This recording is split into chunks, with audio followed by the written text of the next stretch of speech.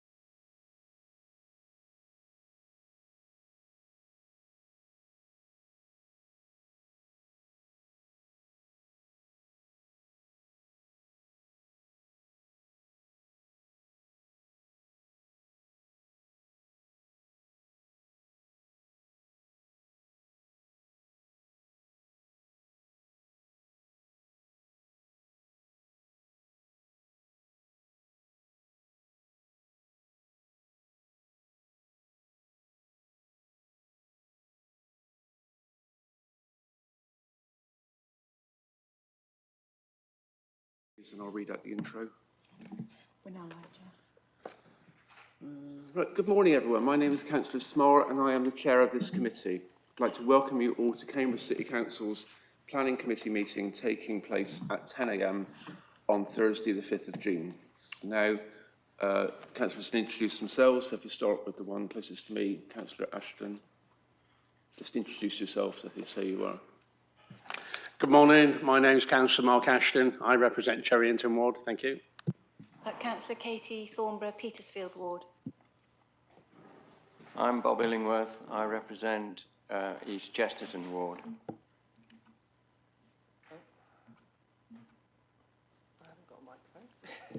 Oh, there we go. Good morning, I'm Councillor Katie Porritt, I represent Market Ward.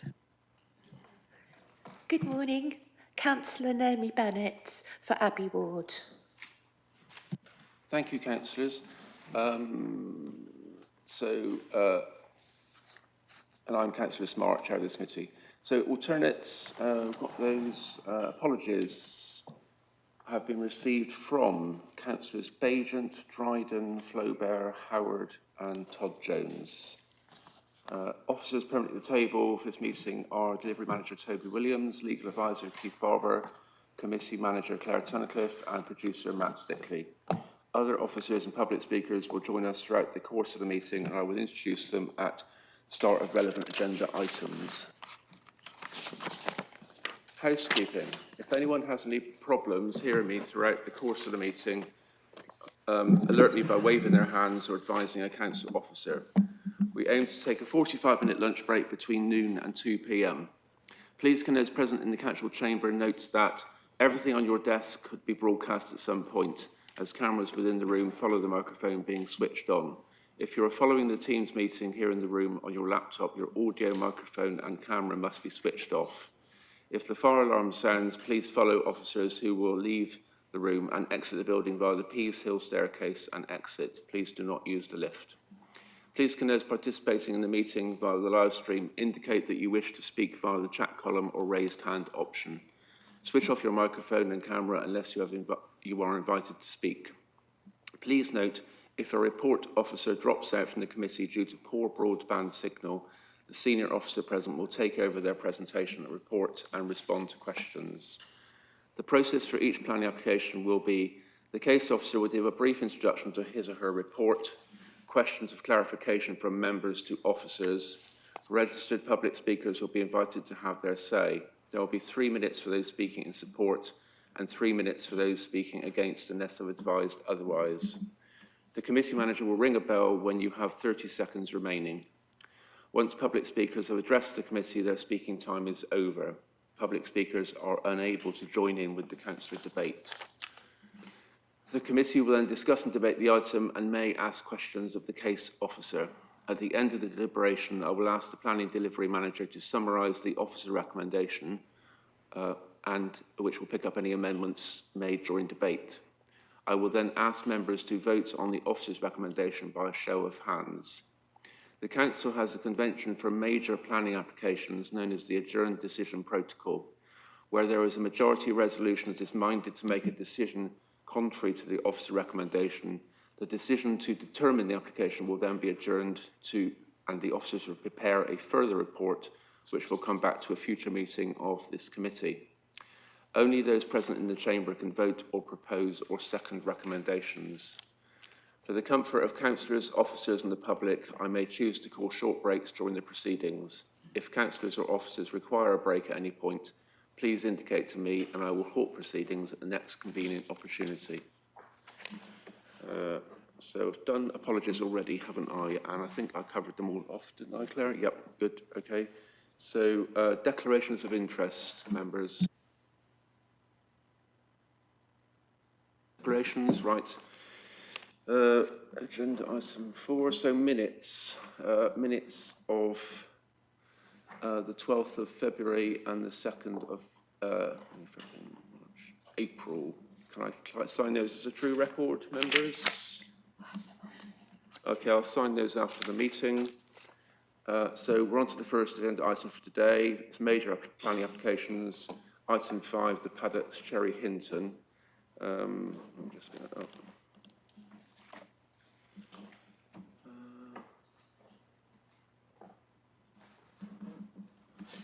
So Karen, are you ready to present the item? Morning to you. Yep, okay.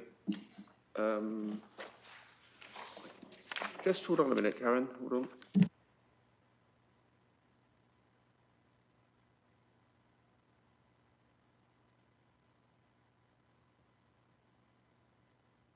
So we've got two speakers on this item. Yep. Polly objector and Howard applicant. So we'll have those afterwards. So anyway, Karen, when you're ready. Thank you, Chair. Before I start, I have a small verbal update.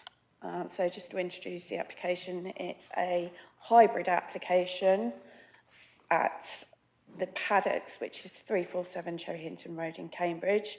So a hybrid application is a part full application and a part outline application. So today we're looking at a full application for phase 1 of the development for the demolition of existing buildings and structures and the erection of buildings for use class EG, which is offices, art research and development and light industrial, also known as mid-tech, and associated site infrastructure, landscaping, car and cycle parking, provision and access, which includes changes to the Cherry Hinton Road access.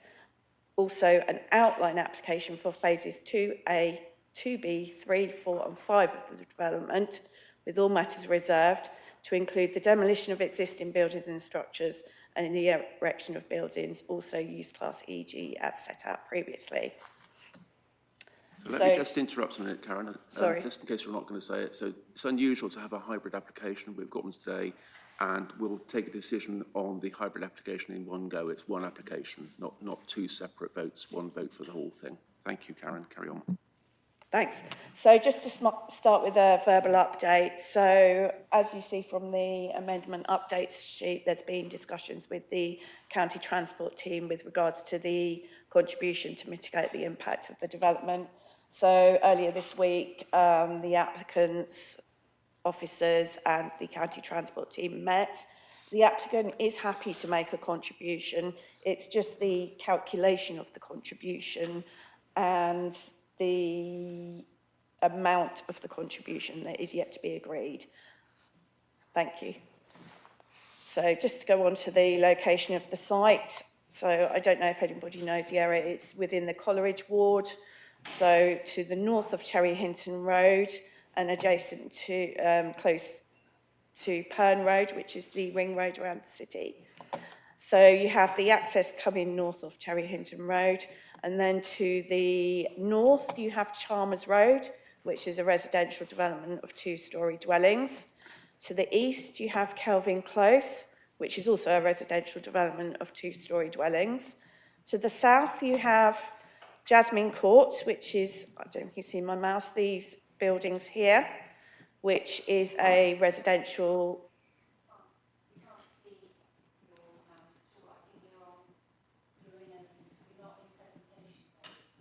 Oh, Not in presentation mode and we can't see the mouse. okie doke, bear with me.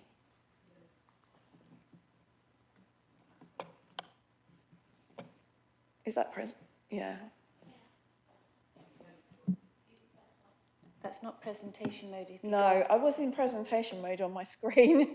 Bear with me a second.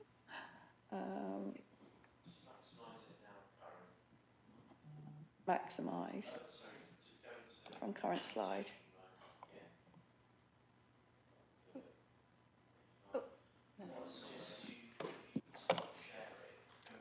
Bear with me. Sorry.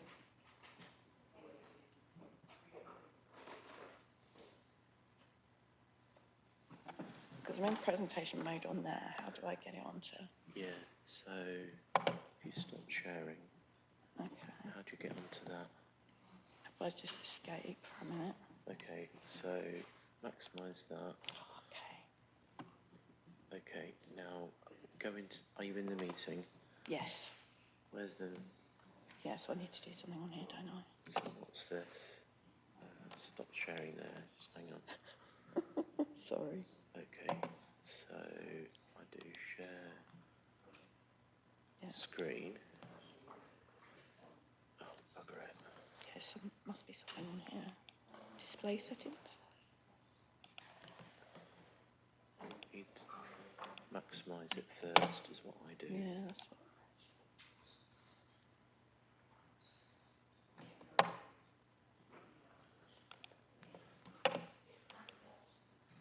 Maybe it's that one. Is it that one? That's the one. Yeah. Oh, cool. That's it. Right, thanks.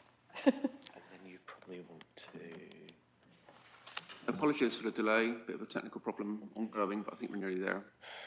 Pointer options, Okay, laser. right, thanks. Sorry about that. Thanks, Karen. Thanks, Toby. Thank you. Just pick up, Karen, just before when you left off so we don't miss anything. Thank you. Sure. Yeah, I was just going around. So Chalmers Road is to the north. You can see my laser pointer up here, which is two-storey residential development. Kelvin Close to the east, also two-storey residential development. And then you have Jasmine Court to the south, which is these properties here. There's 349A Cherry Hinton Road, which is this property on the corner here, which is a two-storey property. Berlin Court, sorry, these have just gone a bit out. Berlin Court is this property here, which is three-storey flats. And this is Brooklyn Court here, which is also three-storey flats. And then you have Pern Road to the west, which is two-storey residential development. And there's an area of allotments adjacent to the site, which is protected open space. So just to go on to the next slide. So the full application boundary is for this area here to the southwest of the site, including the access to Cherry Hinton Road, and a small element to the east, which will be used for a temporary parking area. The outline application boundary is basically the remainder of the site. So the southeast and northwest. So just to look at the constraints of the site. So the site is allocated for residential within policy 27 of the adopted Cambridge Local Plan, which is for 123 dwellings under R7 in Appendix 2. There's a tree preservation order on the site, which covers two areas along the northern boundary and the western boundary of the site. And then you have two individual tree preservation orders adjacent to the southern boundary of the site. As said previously, there is a protected open space to the west, which is allotments, and then just to the southeast is the Atkins Corner Neighbourhood Centre. So here's an aerial photograph showing the existing development on the site. So the site is 2.8 areas in hectares. It's got existing 12,500 approximately square metres floor space on the site, which comprises of B1 offices and light industrial, B2 general industrial, and B8 storage uses. So, bear with me. The central access is from Cherry Hinton Road, which is a two-way access with footpaths both sides. The buildings on the site range from single-storey in these areas here to two-storey, which is this building here. And then this building here is three-storey, which is Lincoln House. The site is within flood zone 1, but is a surface water risk area. There are two existing telecoms masts on the site. One is around here and one is up here. Sorry, no, I think they're just there. That's a substation building. There is, you can't see on this plan, but 400 metres to the east of the site, there is Cherry Hinton Hall Park and Garden, which there is Cherry Hinton Hall, which is a listed building, and the Lodge, which is also a listed building, and there's a city wildlife site. So in terms of the proposal, sorry, let me just go on. I'll just show you some photographs quickly of the site. So this is the access from Cherry Hinton Road. So you can see the property on the left is Berlin Court. This property here is number 349A Cherry Hinton Road, which I referenced on the previous plan. This is a photograph looking along the central access point of the site. So this is the 3-storey building, Lincoln House, that I was talking about, which is current office use. These are the single-storey industrial units, and this is the 2-storey building.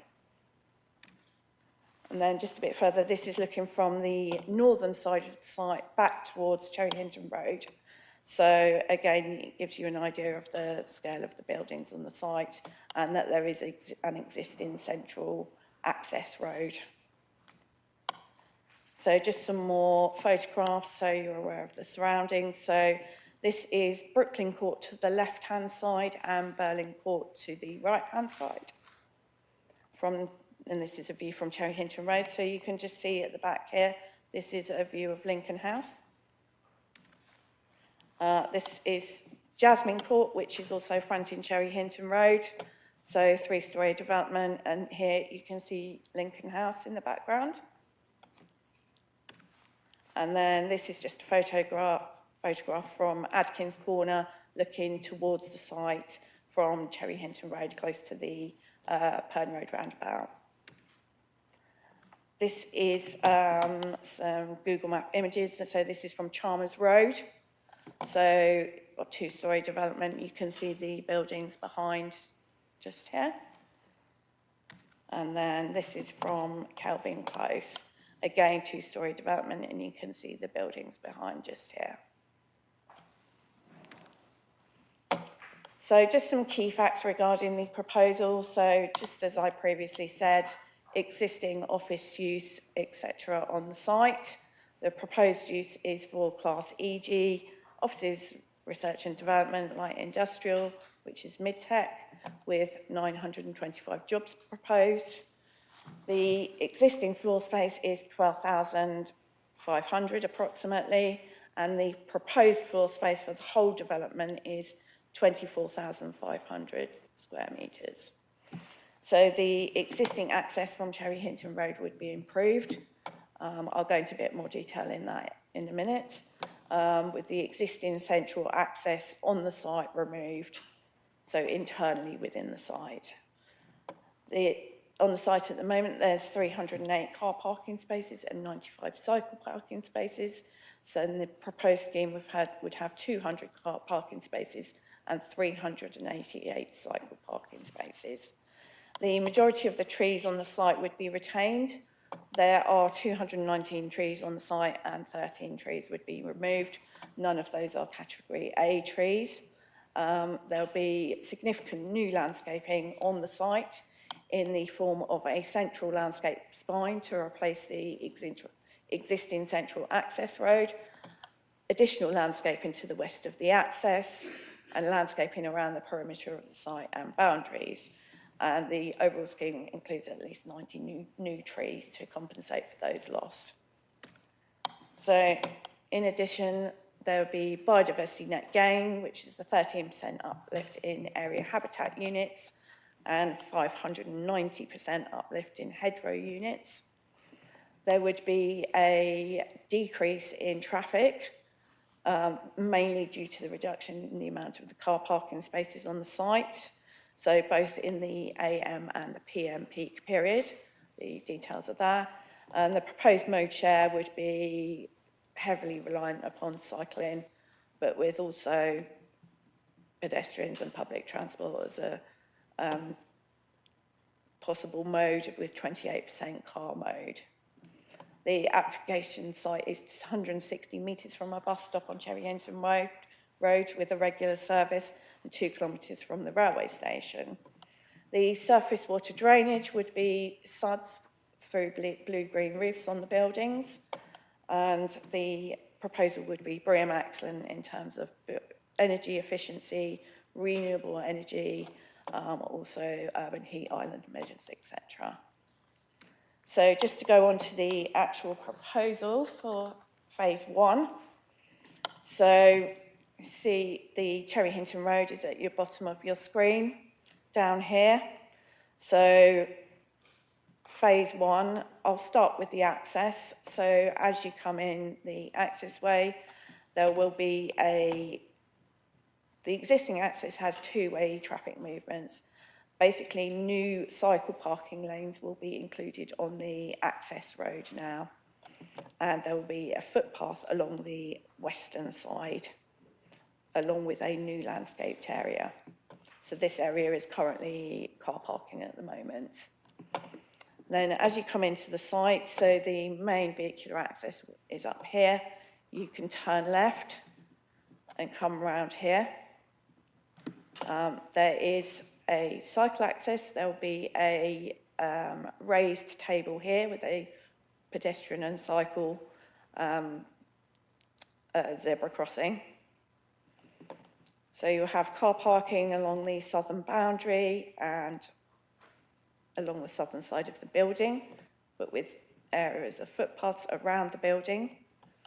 And then you have the building here, which is set back 90 metres from Cherry Hinton Road.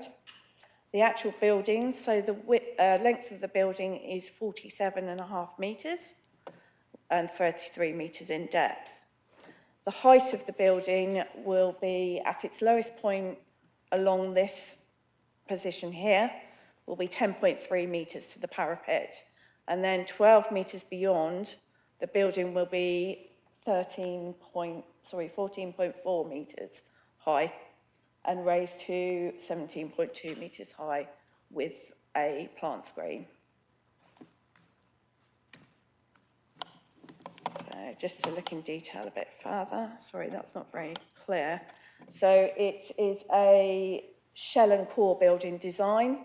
So the building could be used as one large unit, or it could be used as smaller units, potentially. The shell of the building will be provided along with the core, so the stairs, etc. And then it will be down to left to the individual tenants to fit out the building. There is a potential for a mezzanine to be inserted into the ground floor, or sort of above the ground floor, if needs be. But the internal building heights are at 8.4 metres to allow potential lab use and the equipment that's required to go into those buildings at the ground floor level, and then 4.2 metres at first floor level. So there's an area of refuse storage to the west here, and a substation again to the western side. You can see cycle parking to the south of the building, which is these areas here, and then there's some cycle parking adjacent to the entrance of the building to the east. This is just to the east of the building is the landscape spine, which I'll come on to a little bit later. So just to look in further detail, so this gives you an idea. This is the ground floor of the building. You have surface area at the back, circulation areas, and then these are the potential units. So it could be split into smaller units, so very adaptable and flexible for a variety of different uses. Again, similar at the mezzanine floor level. This is the proposed first floor. So as you can see, as I sort of mentioned previously, this is a 12-metre long setback area just to the southern side of the building. There'll be a roof terrace in this area here, and then there will be these lower areas to the side with potential solar PV panels. So this will be the highest part of the building, which will be set off the boundaries. Again, just a roof plan to show you. There is potential for indicative flues, which is shown in this area here. And this will be the plant area as well, just as outlined on the screen. So just to go on to the elevation. So this is the south elevation facing the access. So as you come in from Cherry Hinton Road, this is the elevation that you will see if you look to your left-hand side. So again, this is not 10.3 metres high, this to the parapet. So just behind this, you'll have the roof terrace, and then 12 metres, and this element will be set back further. It is sort of, the building is articulated to give it a little bit of bit more interest. So there'll be a number of windows on this elevation, which will be facing the car park at ground and first floor level. So this is the east elevation. So this is the elevation facing the new central landscape spine. So a sort of entrance feature here, along with sort of full height glazing at ground floor level, and then windows at first and second floor level. So just to, go back, this southern elevation will have fins as part of the feature to help towards solar shading. So this is the west elevation, which is the elevation facing the kind of service yard to the back, which again still has a number of windows. This is a plant area, so this is louvers, which will be adjacent to the western area, but there are still windows there. And again, windows at first floor level. This is the north elevation, which will potentially be joined to phase 2A of the scheme. So this is what we have in front of us at the moment. So just in terms of what you can see the design, it's a flat roof building, broadly rectangular in plan form, and materials, so just going back, so will be brick plinth, which to the ground with metal cladding above on both the lower element and the higher element. The lower element have sort of light coloured metal cladding, this to be dark metal cladding, and then you can see on top here is the plant screen and this will be like metal mesh materials. The entrance features are likely to have sort of some kind of colour to make them more interesting. Sorry, bear with me a second. So this is just a section through the building, which gives you an idea. So just looking, this is from the main landscape spine, just showing, so the roof terrace will be in front of this indicative PV area here, but that shows you the internal measurements for the floor levels. And some visuals which show you, so this is phase 1 here, with the lower element here, going up to the higher element, and this is the plant screen. It shows the improvements to the access to Cherry Hinton Road, with the cycle lanes and this landscaped area. This is Berlin Court behind the landscaping area. Okay, I think these were in your presentation pack, but just a visual to show from the central landscape spine as you come into the site. So it gives you an idea of, the fins are also in this element of the building. And this is from the central landscape spine.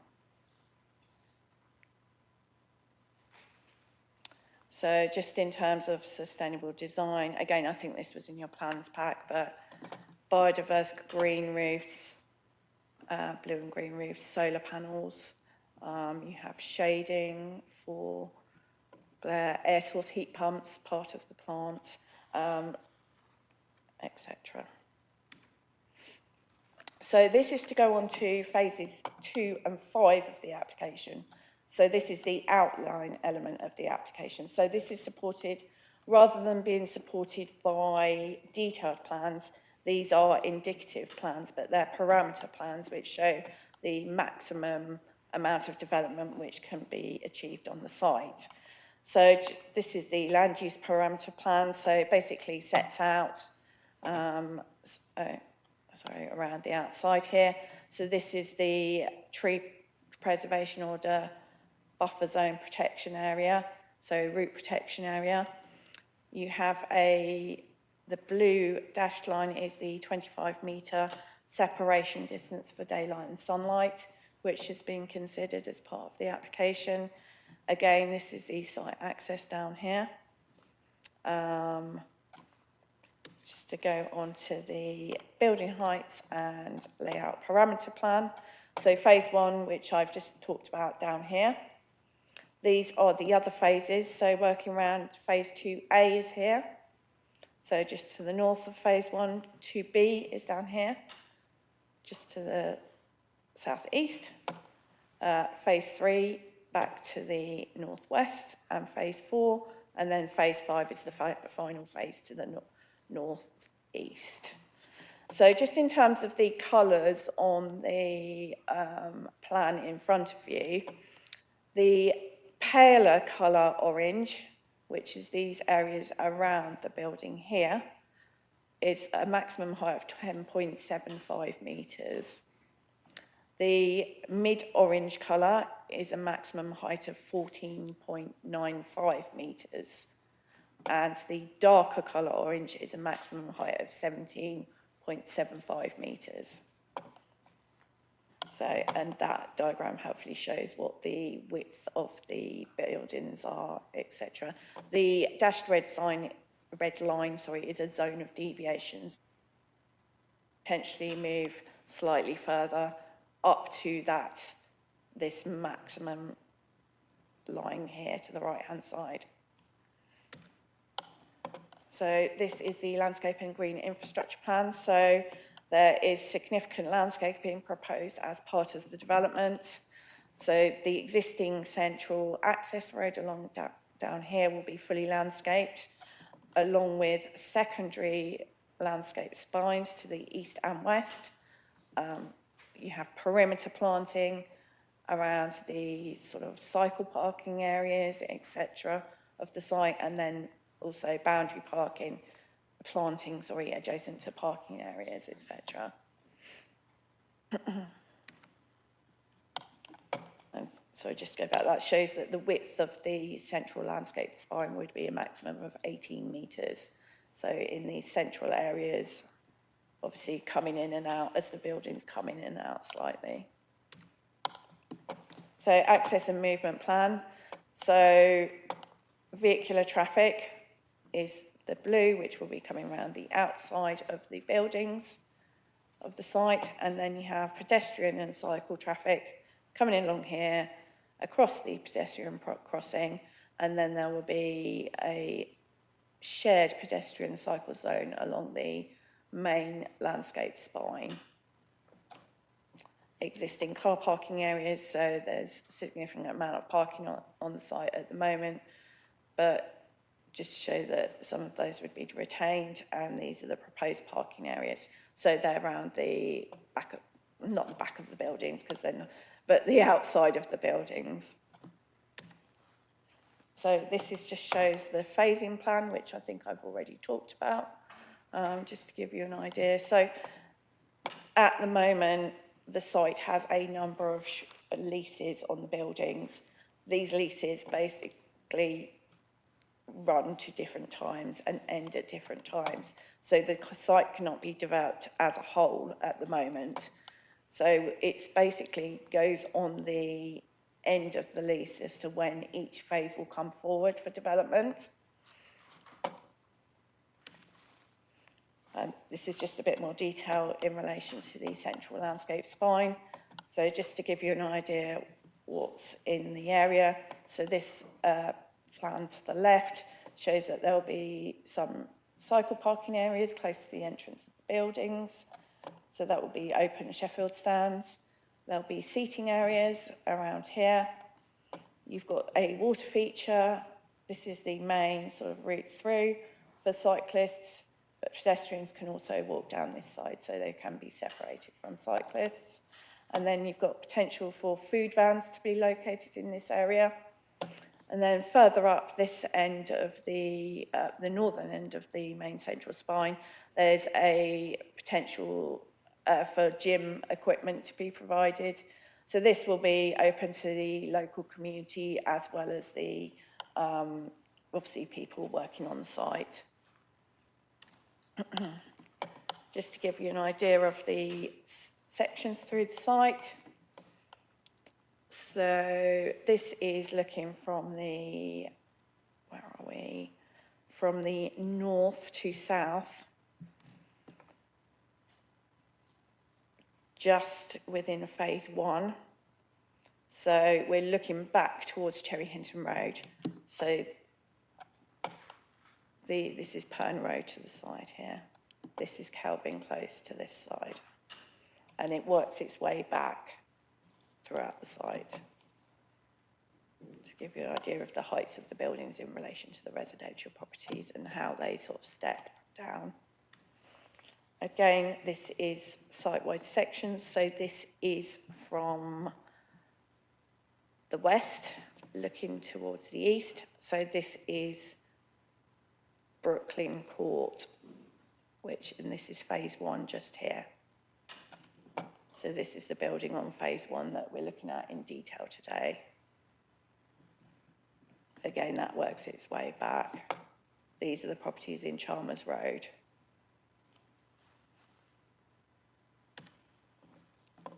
So this is just an illustrative sketch of all phases of the development to give you an idea as to the potential of the development on the site. Just going on to verified views, which have been submitted with the application. So this is, again, existing and proposed views. So existing views on the left, proposed views on the right of various different public viewpoints. So this is from Cherry Hinton Road along the access. So existing building of Lincoln House just here. So this is the proposed building just here. From Jasmine Court, so this is again from Cherry Hinton Road. So existing building of Lincoln House just here. And you can see the proposed building just here. From Wolfstone Way, so this is the road opposite Burling Court and Brooklyn Court from a distance. So you can just see this is Burling Court, I think just here. And then this is what you will see. Sorry if it's a bit small. From Chalmers Road to the north. So this is the existing situation. So you can see the space between the houses. And this is the proposed building just here. And this is from Kelvin Close. So again, existing situation here. And this is the blue line is the proposed building. And Adkins Corner, so existing situation, so 3-storey development, and this is the building just here. So these are all winter pictures, photographs. So just to go on in terms of I'm nearly at the end, the relationship with neighbours. So this gives you an idea of the distance between various neighbours. So to the north, you basically have approximately 46 metres in this area here, from the building to the back of the property. Again, further east along Chalmers Road, there's a distance of 50 metres in this area here. This is Kelvin Close. So a distance of 47 metres to the rear of the dwellings, which again, just slightly further to the south, a distance of 40 metres. And then you've got here, which is a distance of about, I think it's 27 metres to Jasmine Court, just here. And 25 metres to Brooklyn Court, again to the south here. 24 to Burling Court. And then you've got, I think this is 81 metres from Pern Road. We can go back to that if need to be in the presentation. So this is in terms of, say, sunlight and daylight. Basically, how we look at sunlight and daylight is the 25 degree rule from the sort of main windows and sitting out areas of neighbouring properties. That just shows the element. And then again, I've got some more detailed sections here. So just for example, this shows a couple of properties. So this is specifically number 16 Calvin Close, which again shows the 25-degree line and how the building would not obstruct that line. Again, to go on, this is 54 Chalmers Road, similar relationship. So just going on to key considerations of the proposal as set out in the report. So the principle of development. So in this case, we're looking at the loss of the residential allocation in the adopted local plan and the retention of existing employment on the site and increase of employment on the site, the character and appearance of the area and design considerations, heritage assets in terms of the impact on Cherry Hinton Hall, impact on trees, given there's tree preservation orders on site, biodiversity, so looking at impact on protected species and biodiversity net gain, transport, highway safety and parking, which is self-explanatory, flood risk and drainage, residential amenity, so the impact on neighbours in terms of overbearing mass, loss of light, loss of privacy, noise and disturbance, etc., and sustainability. So in terms of the planning balance, in favour of approval is retention of the employment on site, on a brownfield site in a sustainable location, and the increase of employment on the site. Mid-tech employment uses where a need has been identified, flexible and adaptable buildings, provision of approximately 926 jobs, biodiversity net gain and BREEAM excellence. Against the application is the loss of the residential allocation for 123 dwellings on the site. All in all, the officer recommendation is approval subject to conditions and a section 106, with the transport contribution, I believe, to be delegated to officers. Thank you. Thank you, Karen. Members, we'll just have any questions of clarification now before we go to speakers. So I've got lots of questions, but I think I've thinned it out to about one or two questions of clarification. So maybe I'll go first. So firstly, Karen, you can sort of collect these up and answer them in a batch when we've all asked our questions, I think. So you said that the existing jobs, I think your presentation was 925, sorry, not existing, your proposed jobs was 925, and then in your final thing it says 926, but anyway. Do you know what the existing jobs on site are? And my second question is, I believe the outline buildings seem to be, from what I can see, about 21 metres high max, if I remember rightly, but I can't remember what the full application max height was, approx, to the nearest metre compared with that. That's my two questions. Members, any more questions of clarification? Councillor Porrer. Thank you. Just talking about the 25-degree line, I notice in 3 of the paragraphs for Jasmine, Cherry Hinton and Burling, it says that it does interfere with the 45-degree line. Could someone just remind me why that isn't a problem? It's paragraphs 10.206, 10.185, 10.179. Because I could see you show it doesn't intersect the 25, but I just noticed as you've mentioned it did get in the way of something else. Could you just clarify, please? Thank you. Councillor Thornborough. I'd like to understand more about, there's a huge increase in cycling onto this site, and the nearby roundabout on Adkins Corner. I've cycled over that. That's pretty precarious for cyclists. And has there been an analysis of that, of the impact of increasing, maybe 300+ cycle routes in and out on that? That's my one question.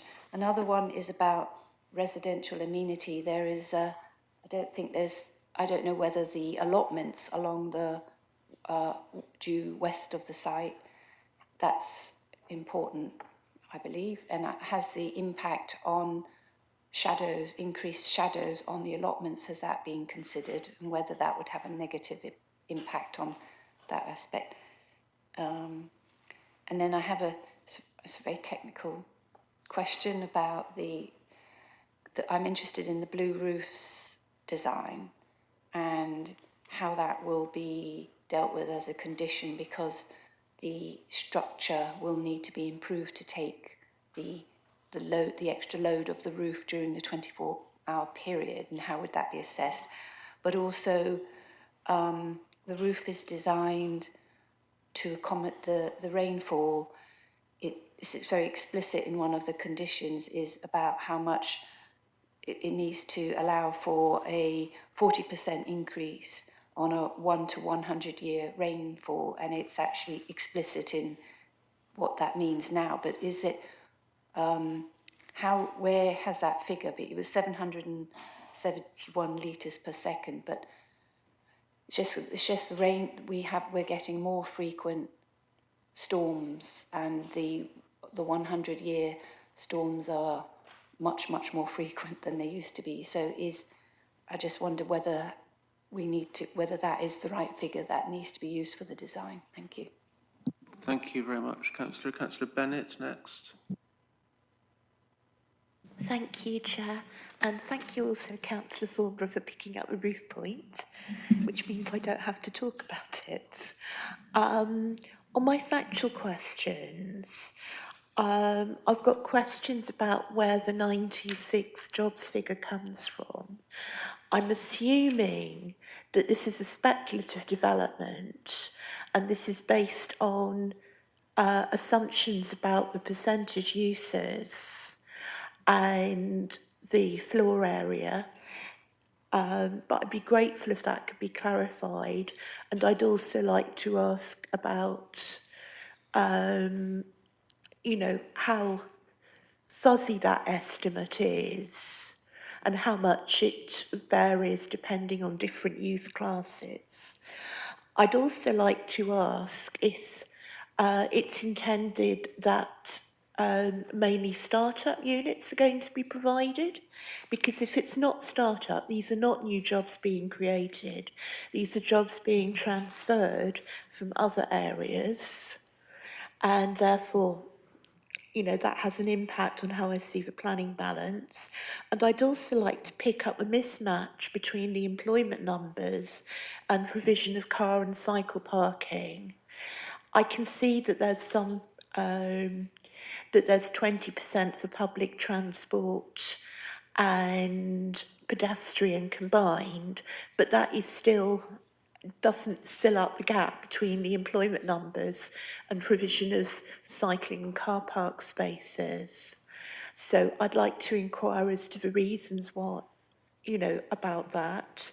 I appreciate this is all numbers in the sky, because this is almost certainly speculative development. I'd also like to ask where the travel analysis is from. I'm assuming it's from the ONS for Cambridge as a whole and not specific to the area. And sorry if that's sort of a very numerical answer. Everything else I've got, I'm quite happy to leave until the general discussion. Thank you. Yeah, thanks, Councillor. I think your penultimate point was more of a debate point, but I'll leave it up to the officer to decide. So, Councillor Ashton. Thank you, Chair. We are aware nowadays that these new offices tend to be open-ended for opening times, especially if you look at ARM. So is there any restrictions on opening times for this office block, or will they be subject to whenever the staff want to go in and out?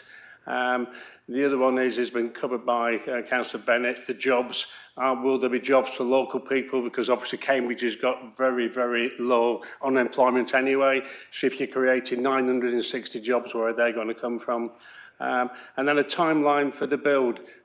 Residents do get concerned when they see the size of these new developments and think they're going to wake up one morning and they've got a huge development behind them. Nowadays, I think we're talking probably 5, 6, 7 years to get some of these bills fully completed. So is there any kind of timeline as to from the start to when it will be totally completed? Thank you. All right, thanks, Councillor. I think that's it on questions of clarification. So if you can do your best with those, Karen. If there's any further outstanding questions of clarification, members, please do come back. But if possible, we'll leave any further questions to the debate following the speakers. We need to hear the speakers yet. So, Karen. Thank you, Chair. So just to start with your question regarding the number of existing jobs on the site, I'm not aware what that number is, but obviously there is some offices on the site, but there's other also light industrial units. So offices would generate higher amount of employment than light industrial units, for example. So in terms of the height, the full application, I measured it off at 7.2 metres. So that's to the top of the plant screen. So the actual building is 14.4 metres with the plant on top of the building with the plant screen.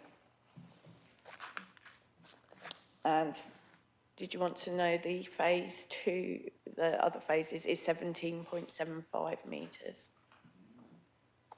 maximum. So Councillor Porter's question with regards to 25 and 45 degree line.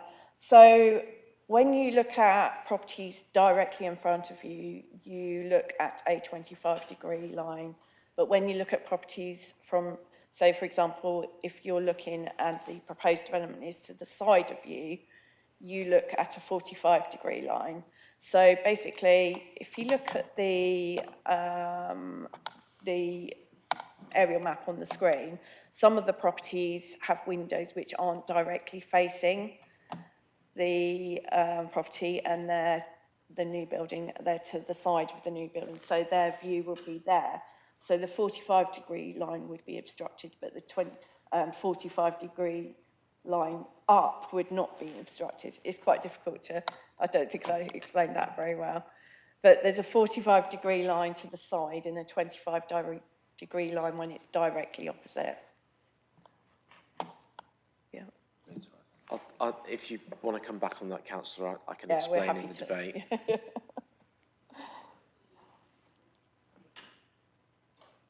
Yeah, carry on, Karen. So an increase in cycle parking. Sorry, can you just remind me of that question? I think that was, yeah. No, it wasn't the cycle. It is acknowledging a really big increase in cycles using this space, plus, Yes. 300. So that'd be possibly 300 cyclists arriving in the morning and leaving in the evening. What impact is that going to have on this existing roundabout, which is really not Infrastructure. very good for cyclists, and how can it be improved considering this increase? Thanks. So, sorry, that's related to the mitigation package requested by the county transport team. So part of that package, there is options to improve the roundabout onto the ring road and potentially segregated cycle lanes along Cherry Hinton Road, because they're on the street at the moment, and also along Pern Road, again, because they're on the street at the moment. But county transport team can perhaps talk about that a bit more when we come to the debate, if that's okay.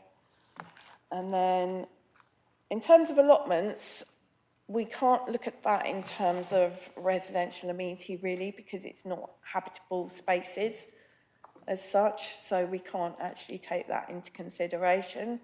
Notwithstanding that, there is a significant band of trees along the western boundary of the site protected by a tree preservation order at the moment, which obviously we would like to retain, which potentially causes shading in the summer to the allotments in any case. But it's not really something we can look at as part of the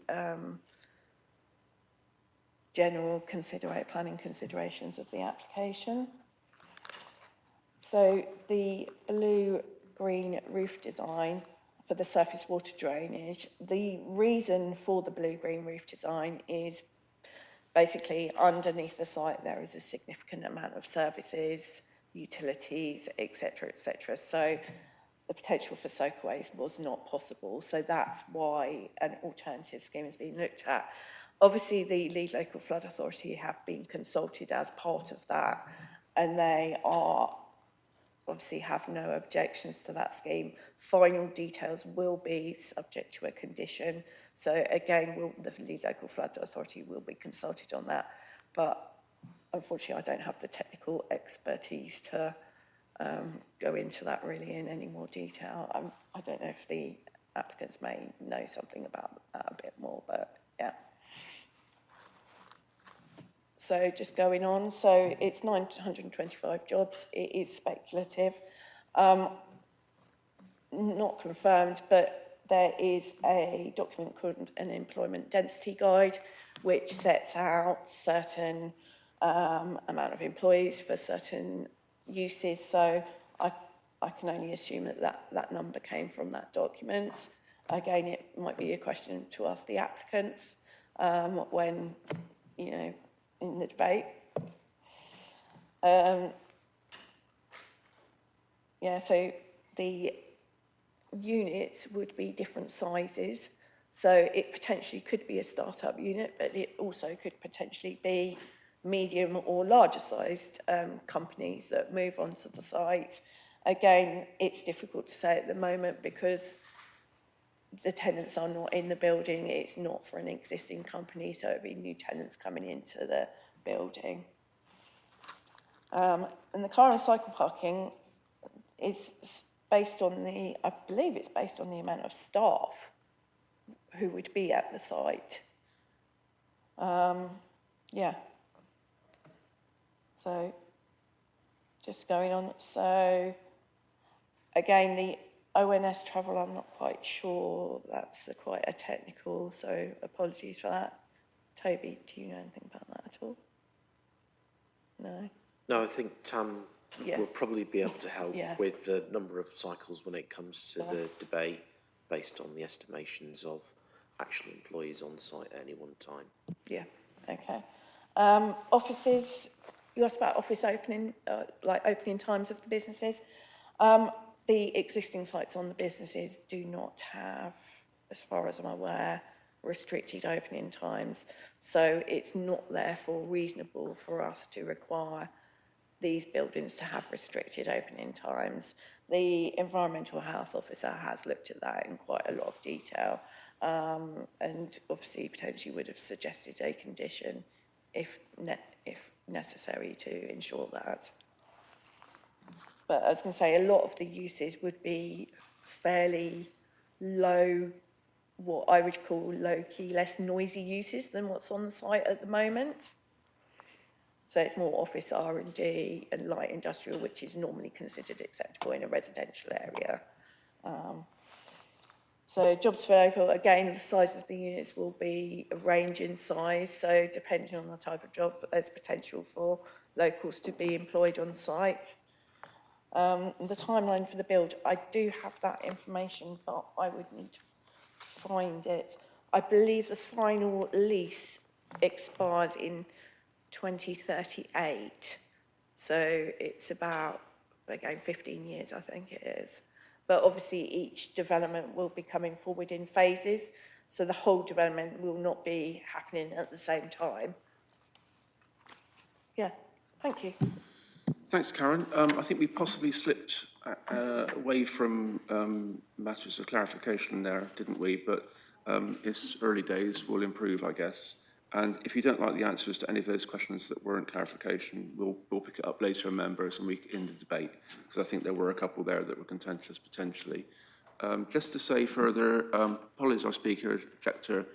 She's had distributed pictures that you've got. They're not in the public domain. That's been discussed between me and officers. That's been allowed. Did you want to say anything further to that, Toby? I think it just helps with the debate, Chair. They are existing pictures. I don't think it prejudices anyone for those pictures to be circulated.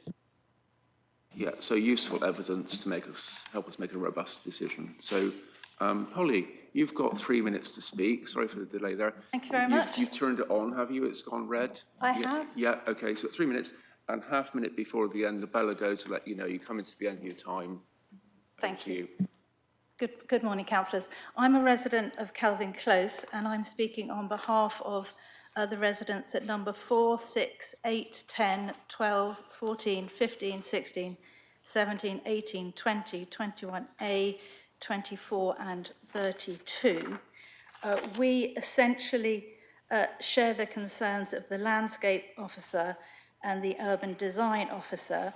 Those concerns are set out at paragraphs 6.3 and 6.4 and 10.67 of the report. Essentially, those concerns are about phases 4 and 5, massing, height, roof form, incongruous structures adjacent to residential context. Then at 6.4, massing and height too intense and dominant on the public realm, concerns about the materials. And then at 10.67, the urban design officer would prefer smaller and finer grain buildings. We strongly disagree with the statement at paragraph 10.60 that the scale of buildings is similar to the existing buildings. That's clearly not true in relation to phase 5. I've kindly been allowed to submit some photos this morning. There's 3. One is of the view from my back garden, and you can see the apex of one of the existing buildings, and then the 2 of the existing buildings themselves.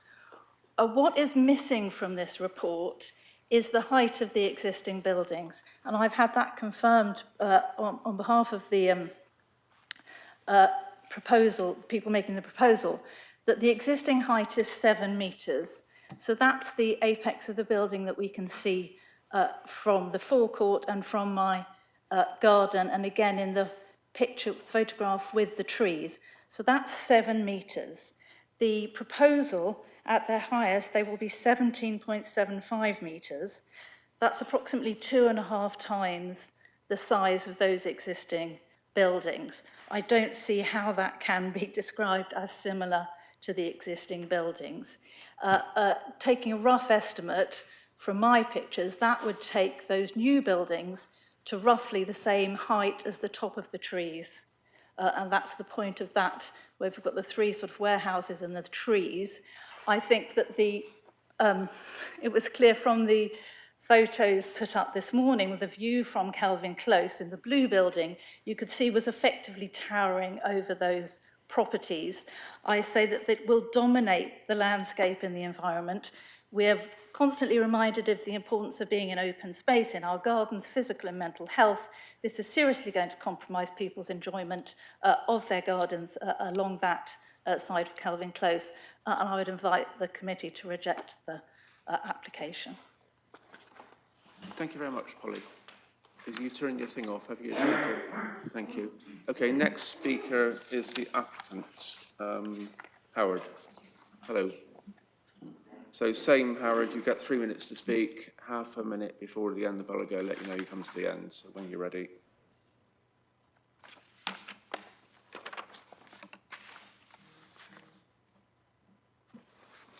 Can you hear me?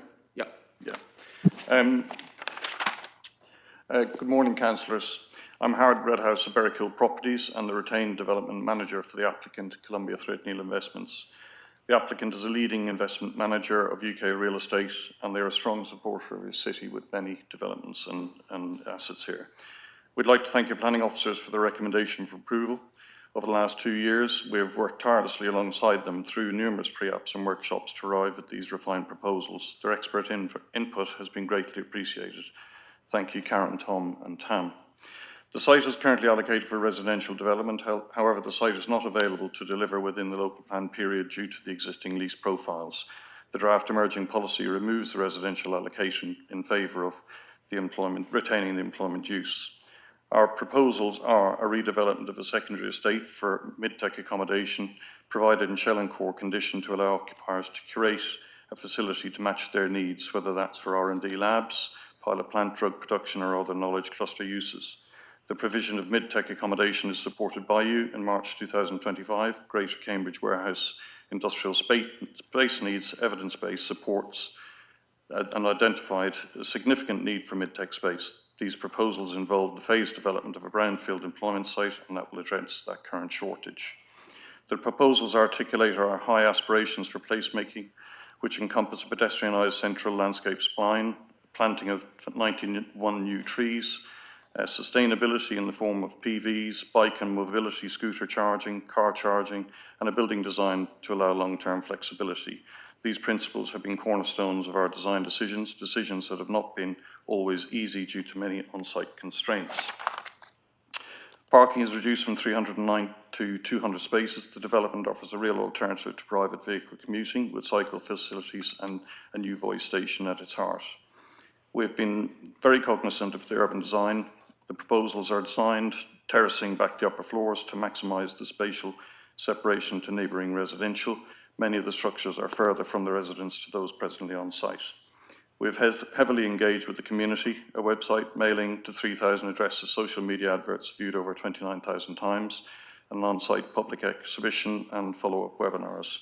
Supported by your youth engagement services, we visited 2 schools and invited children to site. There was a competition, and 2 winners from St Albans Catholic Primary School will have their art displayed on site. We hope to have inspired young children to secure jobs on site in the future. Further, we commissioned an audit and committed to deliver social value for the site, informed by the local needs analysis. This will include local art display, education, apprenticeships, and employment possibilities. The paddocks will provide accommodation of the highest calibre to support the knowledge cluster of your city. We'd like to thank our professional team for all their hard work, and we're immensely proud of the proposals before you, and I hope that you resolve to grant approval. I'm prepared to answer a couple of questions if needed, because I can add some context to some of the matters that Karen has been asked. Thank you very much. It's 3 minutes. Howard, we don't normally engage in questions and answers with speakers. It does happen occasionally if we need to, but normally not. But thank you, Annie, for the kind offer.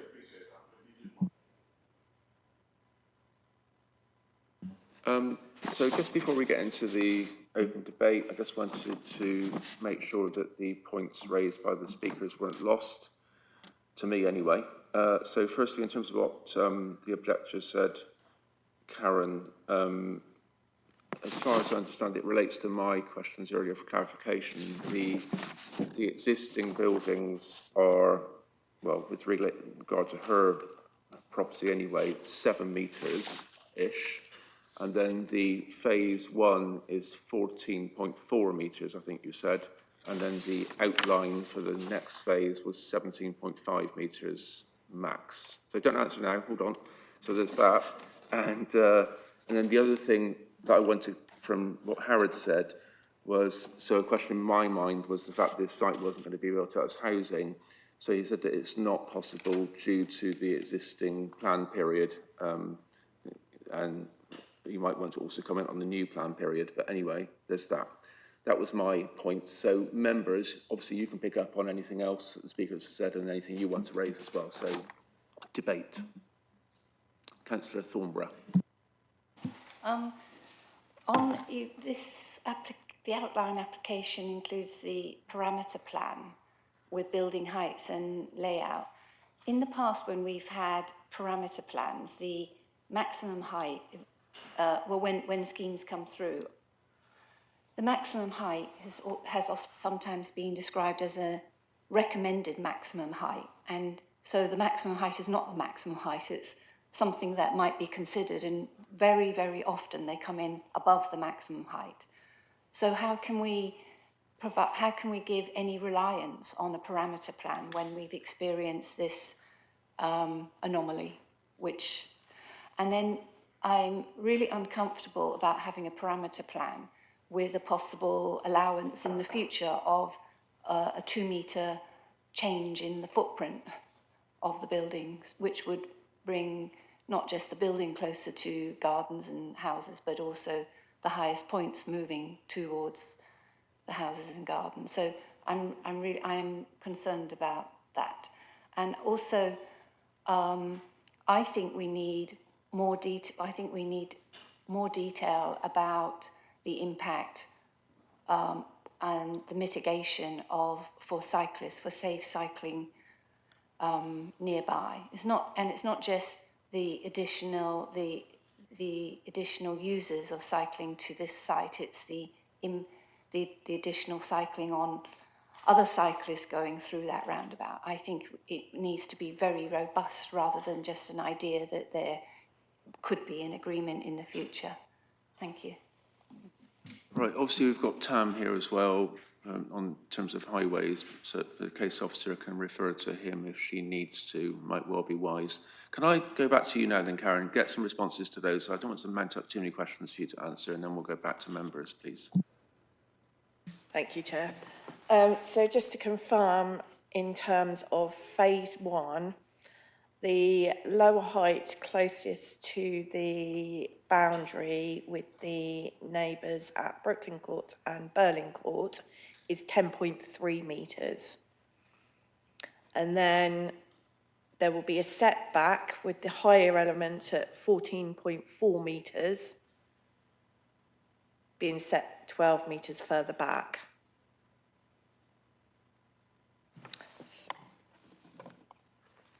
And then on top of that, there's the roof screen for the plant, which will again be set 12 metres back at 17.2 metres. So it'll be a stepped arrangement of the building which will come, yeah. So I can see you look perplexed, Councillor Power, but let's have questions, further questions when we've had this lot, and you can pick it up and we'll get some. Yeah, I know. Which phase? Sorry, Karen? phase 1. Sorry, Chair, but it's phase 5, I believe, that the resident was talking about, wasn't it? Yes, Sorry. phase 5, yeah. Carry on, Karen. And then you had a question about the parameter plans. So the parameter plans, obviously, I believe we will approve as part of the application, but they're indicative only, so there will be reserved matters applications coming forward, but they can't depart from the parameter plans because that's the maximum amount of development that we obviously would be approving on site. So any departure to those plans, I believe, would need to be potentially a whole new outline application. There was the question on housing as well, I gave to you, with regard to what the one speaker said. It's not being appropriate to build housing there because of the local plan.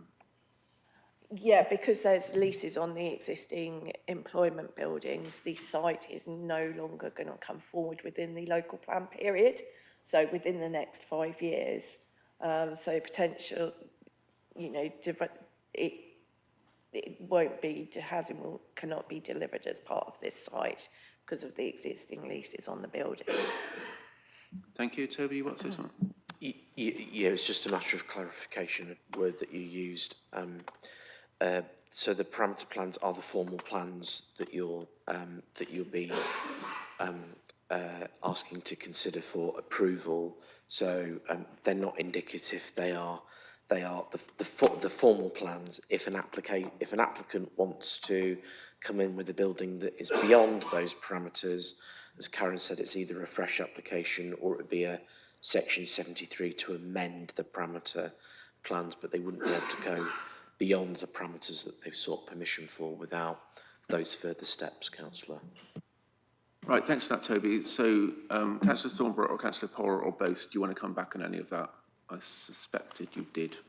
It's just that, thank you for that information about the parameter plans and heights, but it's just that the reality is we've seen so many outline schemes with parameter plans where when the final schemes come in, they treat this height as a recommendation, and so many schemes are above the maximum in the parameter plan, and maybe they bring in detailed applications for a building with it on the outline.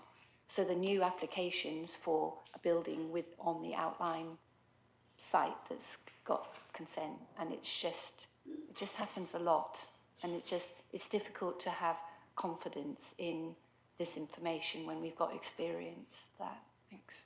So I'll say something first, then Toby. So firstly, completely take your point, Councillor Thornborough. I've been on planning committee for a few years and I've seen these things happen. However, I think the thing to do today is to just look at what we've got on the table, the numbers we've got in front of us, and make a decision based on that. Toby.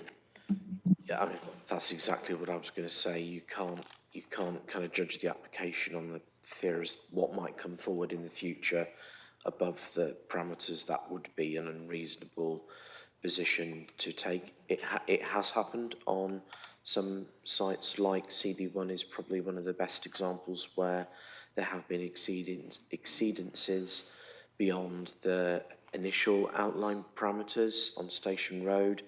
But those applications came forward as separate applications, and, you know, you'd be within your right if you thought that there was an issue in terms of, for example, residential amenity, where you had a building coming in beyond a parameter, to resist it. What we see here, and Karen will probably take it to you, but the whole scheme has been, the parameters have been assessed by a daylight and sunlight consultant. It passes all of the tests in terms of vertical sky component, daylighting, and also overshadowing to gardens, and the retained values for all of the properties are very, very reasonable in terms of impact and daylight and sunlight. We could take you, if you were worried, we could take you through some of the detail contained within that daylight and sunlight assessment. But on the whole, you're looking at, you know, between kind of 2 and 5% drop in kind of daylight and sunlight, over which is comfortably within the BRE recommendations. Right, thanks, Toby. So back to you, councillors. Go first, then, Councillor Thornborough. It's just that it would be, I don't know, it's just it would be really good to be more robust on how the heights in the parameter plan must, it's almost like we say, you know, do we need to go 2 metres below on the parameter plan because we've experienced them coming 2 metres higher. But it's just that it's just not. I understand where you're coming from, but our experience gives us concern, and it reflects on, you know, development, what happens, and expectations. We're now setting the expectations that this would be the maximum height, but what we will find that they quite often come in higher, and it is hard on all of us to give weight for these because of what we experience. And if we had a way to be more robust in saying that these heights will not be considered higher, then that would be better. But I understand where we are now. Thank you. Thank you, Councillor. Councillor Ashton. Thank you, Chair. There's no serious objection to developing this site. We all know that it's falling down, it's not fit for purpose. So the question is, it's got to be developed on. It's a 15-year timeline. Who knows what's going to happen in 15 years when you get onto the last lot of phasing, what have you. But there are concerns about the height of a particular block that would cause detrimental effect to those neighbours. So I understand there's been lots of consultations, but obviously all those neighbours still feel it's going to blight where they are.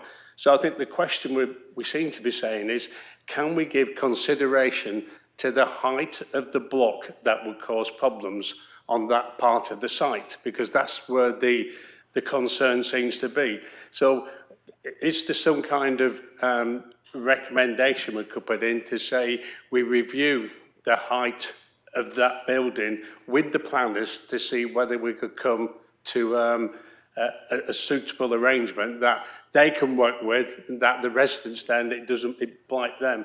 Like I say, I think we all want the site to be developed, but it's a development that everybody can live with. And then one further point, the 106 on transport, I think it's essential that that is ironed out, because we've seen it so many times in the past where there is an agreement to pay the cost, and then when we get down to the final nitty-gritty of signing, and then all of a sudden it starts dwindling down.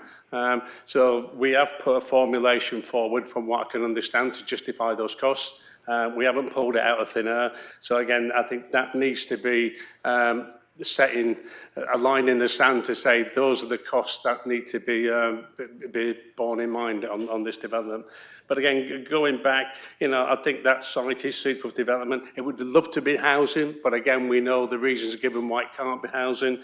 And finally, I'd just like to say, on the opening hours, I think nowadays with the office blocks, if we don't have this, you have to shoot in by 8 o'clock and be out by 5 o'clock, in the sense of traffic movements, it would make life a lot easier. So again, I'd like to see flexibility on the times that site could be open, because I think that would ease a lot of the problems regards the traffic on that road, especially getting in and out of that site. Thank you, Chair.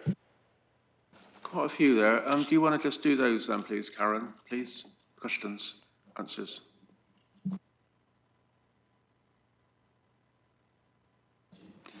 So you were asked about Block 5 and the height of, and whether we could arrange anything to, I can't remember the exact form of words, but basically the councillor was asking if we could make any arrangement where that block was lowered. I think the answer is no, but you might want to put that into planning speak. And then the S106, which seemed to me to be a clear and present matter for consideration, is that the figure isn't bottomed out, and we need to know a bit more about that, I guess, so like how it's going to happen. And also housing was mentioned as well in terms of the site preferred use for housing, but you've told us it's not possible. I'm still perplexed about that. But anyway, and then the other thing is opening times for the site. You said already that you thought the site could be open at any time, pretty much, which is perplexing as well. But anyway, I'll leave it to you to respond. Apologies, thank you. So just in terms of the, I mean, we have to look at the scheme which is in front of us today, which is set out with the maximum heights on the building heights and layout parameter plan. So any deviation from that is not, the scheme is recommended for approval as currently submitted. So it's obviously up to members if they want to go down that route as such, but officers do recommend approval and do consider the impacts to be acceptable. I think the mitigation package, obviously we are in discussions with county transport team and with the applicants. We are working towards a scheme to be agreed. We are nearly there. Obviously, some new calculations have been submitted to us very recently, so we need to look into them in details and have a discussion, obviously, between county transport team and officers as to whether those calculations are agreed or not. But at the moment, we are seeking a contribution which has not been agreed by the applicant, but we have further information to consider. And did you want to say anything about housing and opening times? So opening times, as I said before, it's potentially, there's no existing restrictions on the site for opening times. I think obviously said that before, so it could be open potentially 24 hours a day.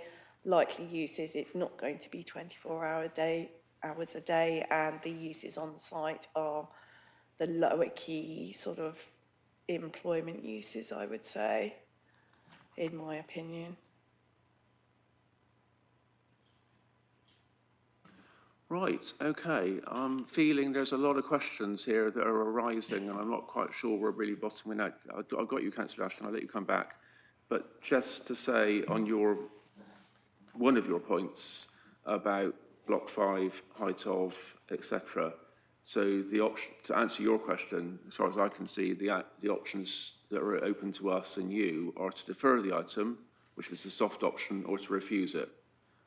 We can't redesign the scheme on the table. That's the form of words that normally gets used in that context. So, Councillor Ashton.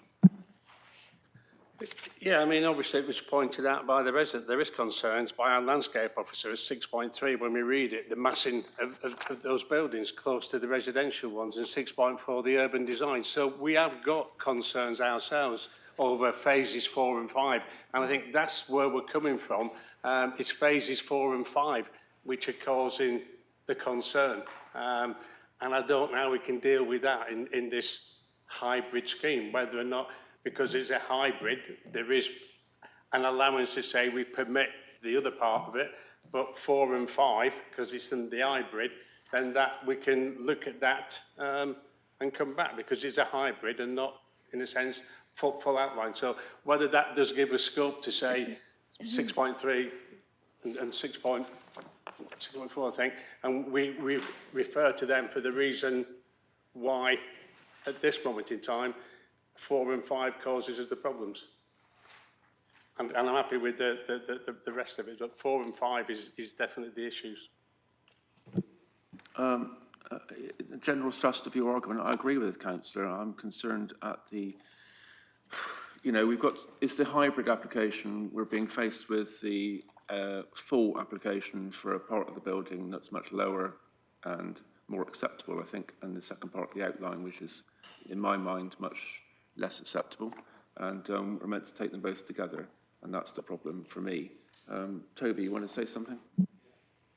Yeah, I do. Whilst I'm speaking, Karen, I think it might be useful if you could bring up the cross-section from Kelvin Close, which I think should usefully kind of demonstrate why officers have taken the view that the scheme is acceptable, because hopefully when we look at the cross-section, you'll see that the spatial relationship is a comfortable relationship. And as I said, there is a daylight and sunlight assessment that's come in with the applicant.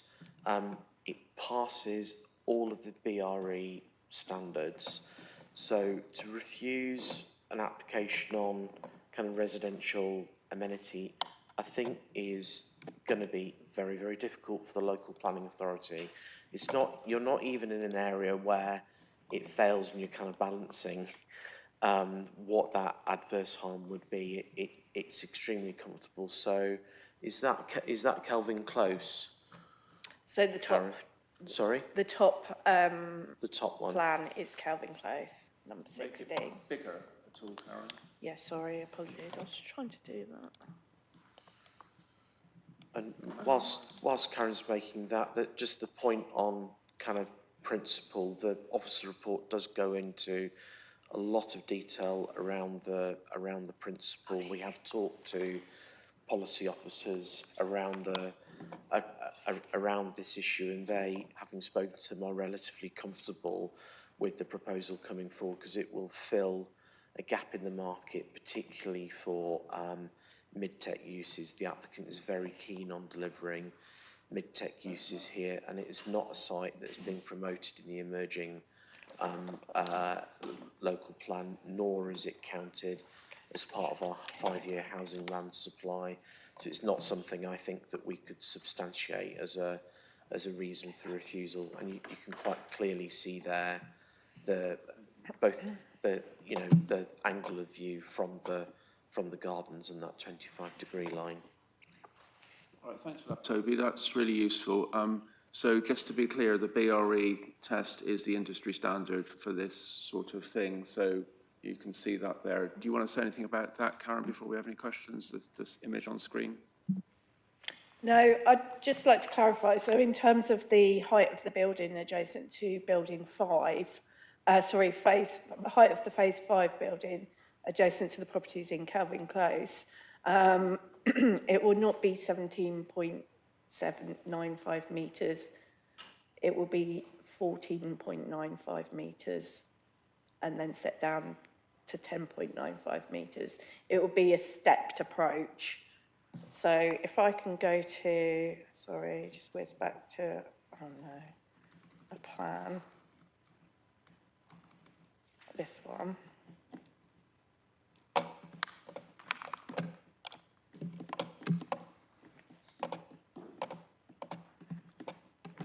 So this is a good plan to show the heights of the buildings.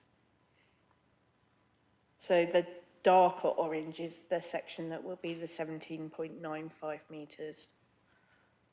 The mid-orange is 14.95 metres. And then closer to the boundary, 10.75 metres. Right, thanks. So who was coming back on that? Councillor Ashton. I just read out, because this is what's confusing me.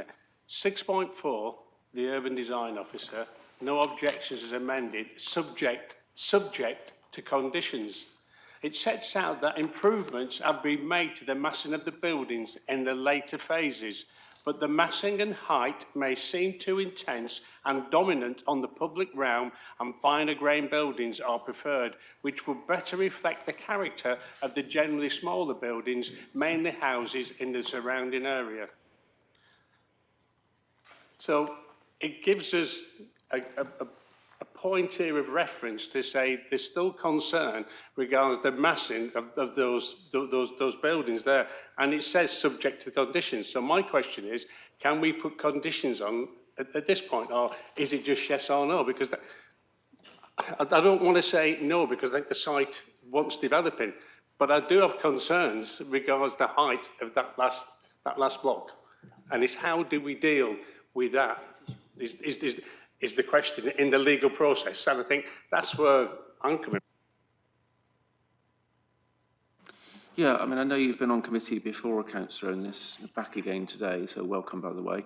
And if you don't like something, you can say, you know, there's plenty more developer fish in the sea, if need be, and plenty more applications, so we have to look at what we've got in front of us. And you're right to raise the scale of massing, because it's not just about light. There are other factors to be considered as well, and scale of massing is definitely another factor that's very significant. So we need to consider that, and in this context, on this item, it's significant. So Toby, you want to say something first before I go back to councillors? Yeah, no, so you can't do a split decision on this. You can't refuse the outline and grant the full, it's all together. And it wouldn't be reasonable to condition down parts of the buildings. This is in height. This is what the applicants are proposing in terms of the parameters, and that's what's before members. I can see that the applicants have got their hand up, Chair, at the back. We wouldn't normally introduce them, but Yeah, I saw Toby. We don't engage in debate with speakers. The only reason we would ever talk to speakers is if we wanted some clarification, but we don't at the moment, so thank you very much anyway. So, Councillor Pora. Thank you. I've got a few points. Oh, it's disappointing we don't have a visual, actually, from the gardens in Kelvin Close, because I think I'm relatively reassured that it's substantially stepped back. I suppose my first question to officers, possibly Toby more generally, and Karen, how robust are the reserve matters? I think it's been made very clear to the applicant that we have a huge issue with 5 and 4, and that I suppose when it comes forward as reserve matters, and I noticed the urban design officers talked about more fine grain in the latest stages, how much weight, well, how reliable would that be when it comes back to reserve matters, that we would have some sticks to wave in terms of it not being so substantial and perhaps not as blocky? So that's my first question. Second question, S106, I'm also really uncomfortable this is not agreed. I personally would like to propose that if it's not agreed to the satisfaction and very near to the amount that's there now, that it should come back to committee, because actually we're agreeing this, particularly picking up Councillor Thornborough's points about transport, because what I wouldn't want to see is that drop by £200,000 and it go through. I mean, I understand there's going to be a bit of wriggle room, but I will leave that with the chair, see what he thinks of that. So the other concern I have is I don't think our conditions quite work, because this is running through to 2040, but condition 56 says everything has to be reserve matters agreed within 3 years of the date of decision. So I think we're going to have to do something about that, because we can't have both. You know, if it's going to come through in phases, that's inevitably going to be 3 years plus 3 years plus 3 years. I think my slight concern with the really long build out, and I do understand it, is how we're going to mitigate the long-term disruption. Because, you know, having a couple of years of construction work going up and down that road is annoying, but it's livable with. That's what happens in cities. But having 15 or more years, so I wonder if the officer could comment on how robust the traffic and construction management plan is going to be. Because, for example, could we be looking at them putting a lot of these stuff on site quite early so that it's already sitting there waiting to be built out? Because, you know, this is a 15-year build and there's only one road in there. That's a lot of construction going in and out over a long period of time. What else did I have? Just some comments, I suppose, for the applicant.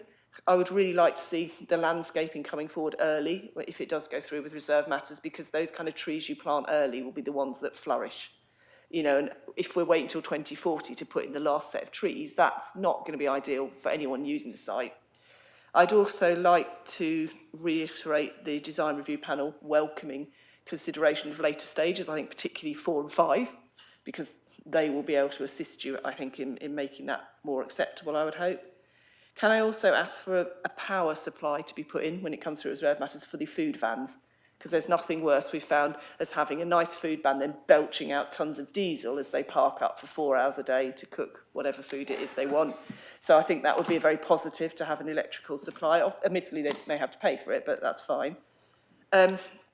Picking up on Councillor Ashton's point, the roof terrace is a new addition. Do we need to restrict hours of operation? Because we have a sort of a weird condition, was it 46, that says, condition 45 says you can't do anything outside, but I don't think that means the roof terrace. But I think it's probably far enough away from the buildings not to be a problem, but I'd appreciate the officer's view on that. And I think just again, when it comes to a reserve matter, it would be great to target outstanding BREEAM, because excellent is good, but outstanding is now possible. We're seeing that coming through. So, but the main question is the S106, the phasing in the traffic, and the roof terrace. Right, Toby first. I'll come back on that very first question. So these are employment buildings. So I think whilst the urban design officer is saying, you know, it's desirable to have finer grain, I think the reality is that these are going to be mid-tech units. So they're going to be built as core shell. You've seen an example of that with phase 1. It's flexible space for these type of employees to come in and use. I don't think you can have any guarantee about smaller buildings coming in. They might, but you cannot guarantee it. We are really comfortable with the separation gaps with neighbouring gardens, with neighbouring properties. The BRE guide backs that up. I can't say any more. I think you would have a hard task if this came to an appeal defending a position perhaps on something like residential enclosure, but I'll hand over to Karen for the other bits. Yeah, Karen. Thank you. So just to comment on, you had some concerns about the blocky sort of style of the development. So the design code for phases 2 to 5 set out sort of potentially different typologies of buildings.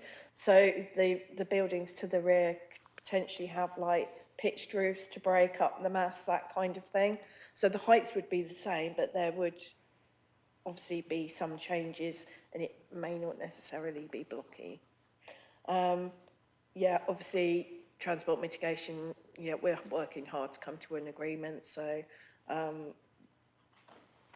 yeah, obviously up to the chair whether that goes forward as a decision delegated or to come back to committee. And conditions, yeah, I see where you're coming from in condition 56, because it says all reserve matters shall be submitted within 3 years. So yeah, I'll have a little think about that quickly, how that can be. But, what else was it? The roof terrace. It's probably acceptable given that it's 25 metres away from the nearest neighbours, I would say. And you were talking about robust reserve matters. Again, reserve matters will come forward with the precise details of the buildings on phases 4 and 5 to be considered by officers. If they're not considered acceptable, obviously they will not be approved. So. Thanks, Karen. So you said you'd have a think about the 3 + 3 + 3 years that Councillor Pora mentioned. So I think we need to have some clarity on that. And just on the lack of clarity on the S106. I was mentioned in that conversation, and my opinion at the moment is we either refuse the item or we defer it. I suppose I'm not very keen on the idea of bringing it back to committee after we've already made a decision on the item, in my opinion. But I don't know if any officers, like the legal officer, might want to comment on that, possibly. Seems like an unusual situation to have the S106 not decided and it's in committee on the table. We don't know whether the S106 will be decided or not. I think my suggestion was if the amount drops considerably, I suspect maybe Vice Chair and Chair and spokes need to at least review it to make sure that they're happy that it still represents a fair contribution. I'm not suggesting bring it back to committee if it's agreed within, you know, a few £1,000s of where it is, but I'm mindful at our training yesterday, they did note that we should be particularly careful on S106s. So I suppose what I'm saying is if, for example, county are not happy with what they're being asked to settle with, I would prefer it to have some oversight and the risk of it coming back to committee if we're not totally happy. I mean, I hope it won't need to come to that. Maybe Chair, Vice Chair and spokes. I'll be guided by Keith and Toby and you on that. I was going to get Keith to talk, but now we've got Toby as well, so whichever of you wants to say something useful, please.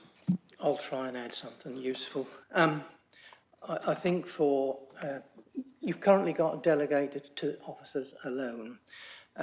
You can go down the route of a delegation to officers in consultation with Chair, Vice Chair, and I think you would have spokes for this particular committee. That is one route, and if it can't be agreed between those officers and members, then the only route would be to bring it back for further consideration. So it would be a subject to decision. Yep. The only thing I'd say is we wouldn't agree a section 106 if the county weren't in agreement. The problem at the moment is around how the figure that the county have asked for has been calculated. And we have had a meeting this week, and I think the two sides have come closer. It might be appropriate to bring Tam into the conversation if you wanted to provide a bit more meat on the bone, Tam, in terms of the discussions and where you think you are. Thanks, Toby. Yeah, if you don't mind then, members, Tam, do you want to introduce yourself and just tell us what you know? Yeah, sure. Tam Parry, Transport Assessment Team, Cambridge County Council. So we review the application and the trips and then come to a judgment about mitigation. And in this case, we've come to a judgment about the mitigation package being really a contribution to cycling schemes on Cherry Hinton Road and Fern Road, and particularly bearing in mind the roundabout that you've been talking about closest to the site. And I've learned from the Greater Cambridge Partnership that they are in process of designing a scheme at that roundabout.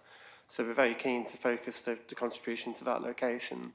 The GCP scheme is, we don't know exactly what it is yet, but they've got 7 options that they've designed. And I presume they will be taking that forward to public consultation quite soon. With regards to the amount, we've set the amount out carefully looking at other applications to base the amount on. So we feel we've done that. The applicant doesn't agree with the approach used. So really it's in discussion, particularly with Toby and Karen, to give us some guidance, really.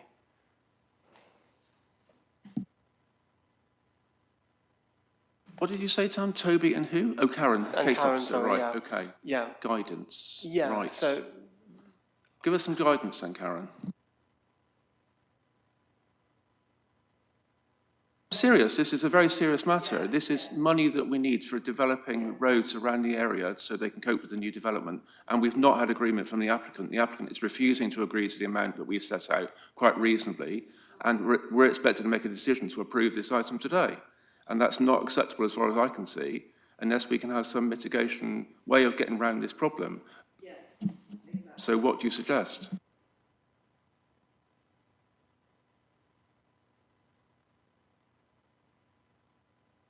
The applicants have put forward a method of calculation based on specific evidence, which is with the county and officers to obviously consider.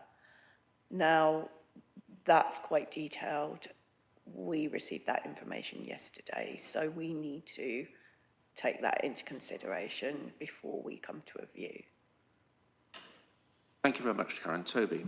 It's a question of reasonableness and proportionality. So the applicants have looked at the recent application at Mercer's Row as an example, which is approximately, we've secured approximately kind of half the contribution that the county are asking of the applicants for the paddocks. So there is a process effective looking at quantums of floor space between the two, how much is what's gross, what's net, and what can be kind of practically delivered. The contribution that we'll be seeking from the developers here, as Tam's kind of indicated, it will go hopefully towards a much larger improvement scheme for the area, because these kind of schemes that the GCP are looking at are in their millions of pounds. So it's about proportionality. The type of discussions that we're having with the applicants at the moment, it's typical as part of Section 106 agreements, because you need to be able to really kind of rationalise and justify how you've reached a particular contribution if you're asking for it. It doesn't look as if the county have gone far enough yet to kind of justify their ask, and I think there is probably a middle ground here, looking at other employment developments that we've granted across the city. It's why we're asking for delegated authority for officers to settle this matter. I feel we have come much closer in recent days. It probably is too late, but we feel fairly confident that we can secure a substantial contribution here. I've got you, Councillor Thornborough. Can I just make 2 points and put them into the conversation with regard to what you just said, Toby? So firstly, we're in negotiation here. If we grant permission today, then where does that put us in the negotiation? We've already granted permission, which if we don't grant permission, then we're in a better position to negotiate. The second point is that you're comparing different sites, but every site is unique in terms of its needs around the site and mitigation needs. So I don't see that point is so relevant, really. Councillor Thornborough.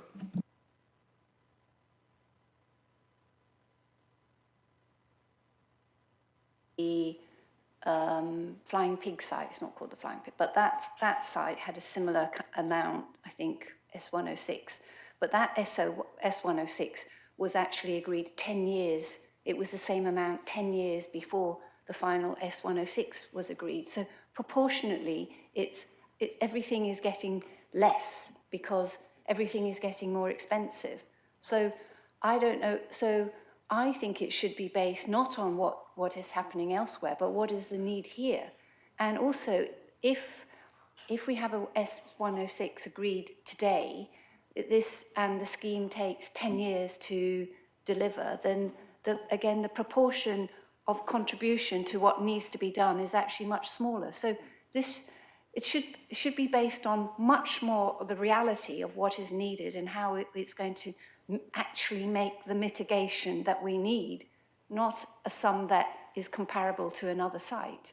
And also, we know if we agreed it today and it actually is handed over in 3 or 5 years, that because of the inflation and what we're having with materials, is going to be so much smaller. Ideally, it should be a percentage of what the actual cost is to do the mitigation. Right, thanks for that, Councillor. Toby's going to have to say something with regard to your second point, I think. Yeah, and you're quite right, and I've reflected the applicant's position in terms of them looking, because this is what developers do. They look at other development sites and what's been secured, you know, on a per square metre basis.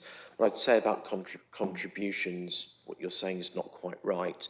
So when you secure a financial contribution, that amount is index linked to the time that you secure it in the 106. So if build costs go up, say if you draw down the 106, the contribution 5 years on, you factor in through indexation the increased cost. So that's all factored into Section 106 agreements, councillors. And just to be absolutely clear, we're asking you to endorse a recommendation of approval today. The decision notice does not go out until the Section 106 is completed. So there is a strong position that officers have in terms of negotiation.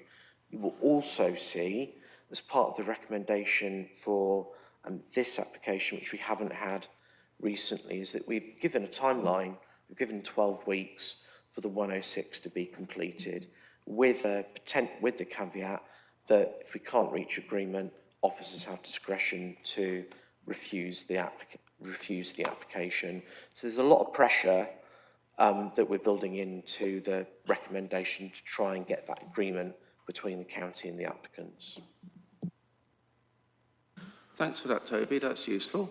And I just want to also say, it's obvious, but I'm going to say it anyway, just so it's completely clear, that giving us information the day before planning committee is not a good way of doing business. In fact, it's insulting, and it's just not useful. When we say that sort of thing about retrospective applications, it's the same sort of thing.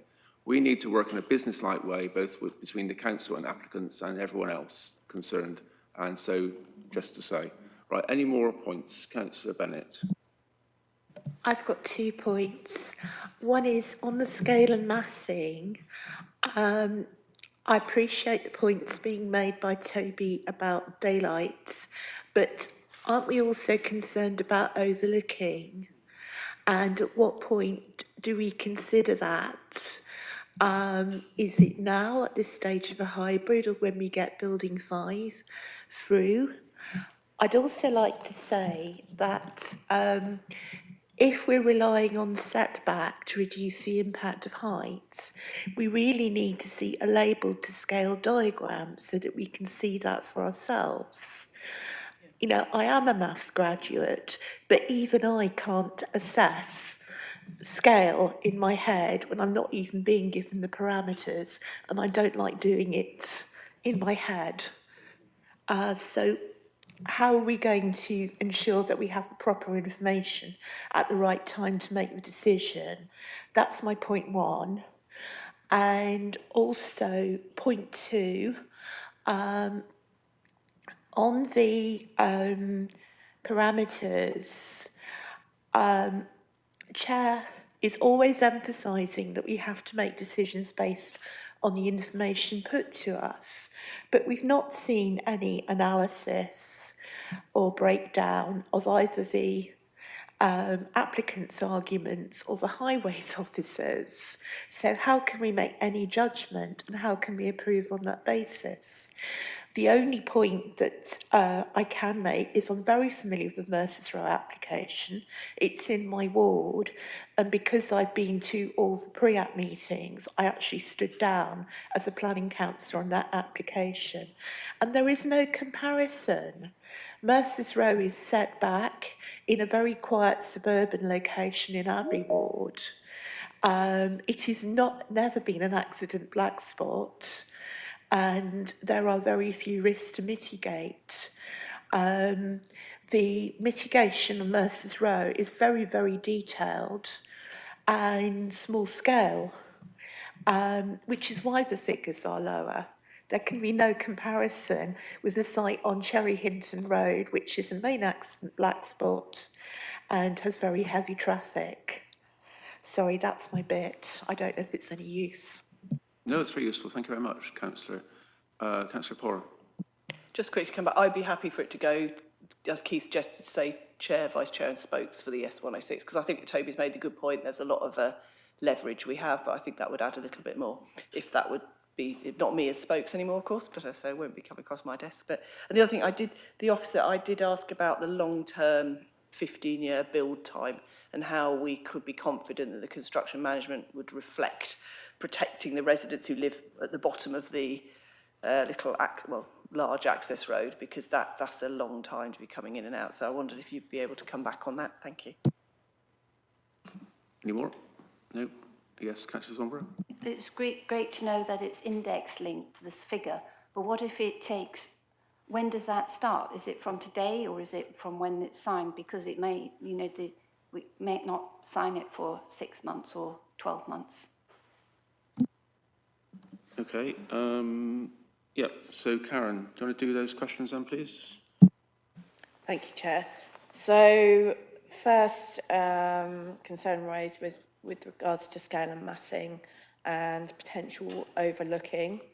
So from the parameter plans submitted with this application, an assessment has been made with regards to like the separation distance between obviously the proposed buildings on phase 5, for example, and the position of the residential properties in their garden areas. And obviously assessment has been made with regards to both, and they are both considered to be adequate separation distances. Obviously the parameter plans are indicative only, so once the reserved matters application comes in, we will have the precise plans which will show exactly where potential windows are, and we will make a reassessment as to what that impact would be precisely. So there was talk about the analysis and breakdown of the applicant's comments and I think it's the county transport team comments. All of the information apart from, I believe that received yesterday, is on the public website. So you're welcome to have a look at that. I will obviously upload the information received yesterday to the public website as well. So you can see what's being said.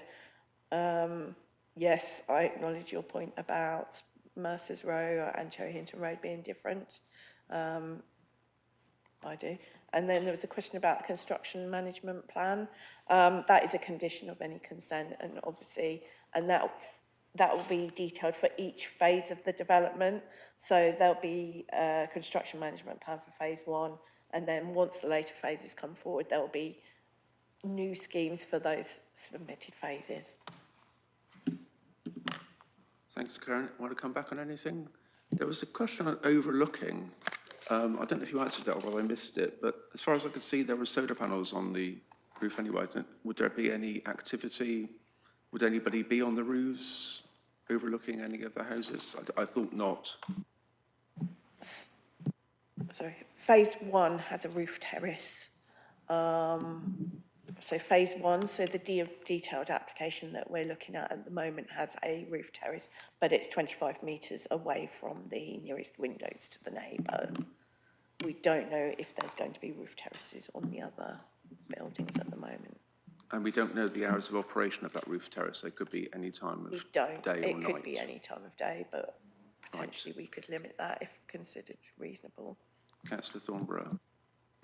I mentioned before about the zone of deviation, so that this phase 5 could be 2 metres closer to the buildings than what's defined.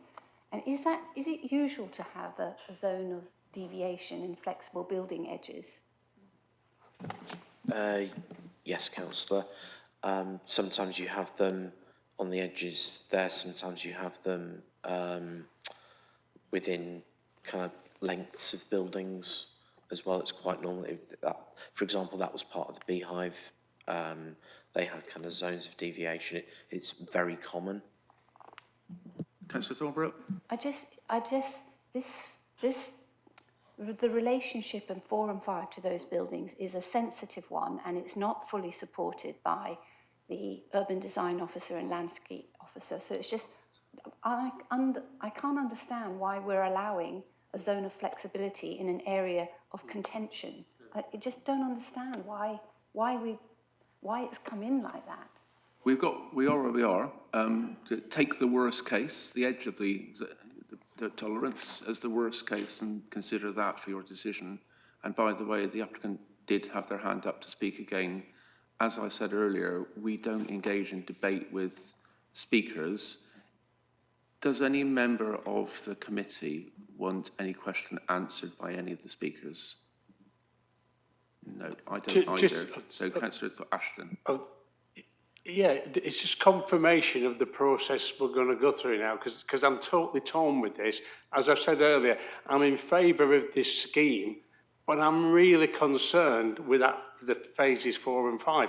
And what you seem to be saying is it's either we accept it or refuse it, but there is a case for deferral. And I know in the planning committee we don't like deferring, but in this case, what would deferring mean? How long would it hold up this application for?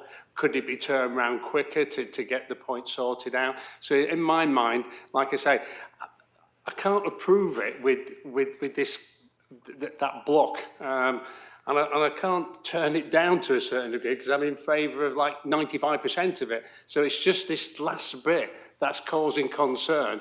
That clarification for that says, how do we overcome? Yeah, thank you for sharing your thoughts, Councillor, and I sort of concur, I think.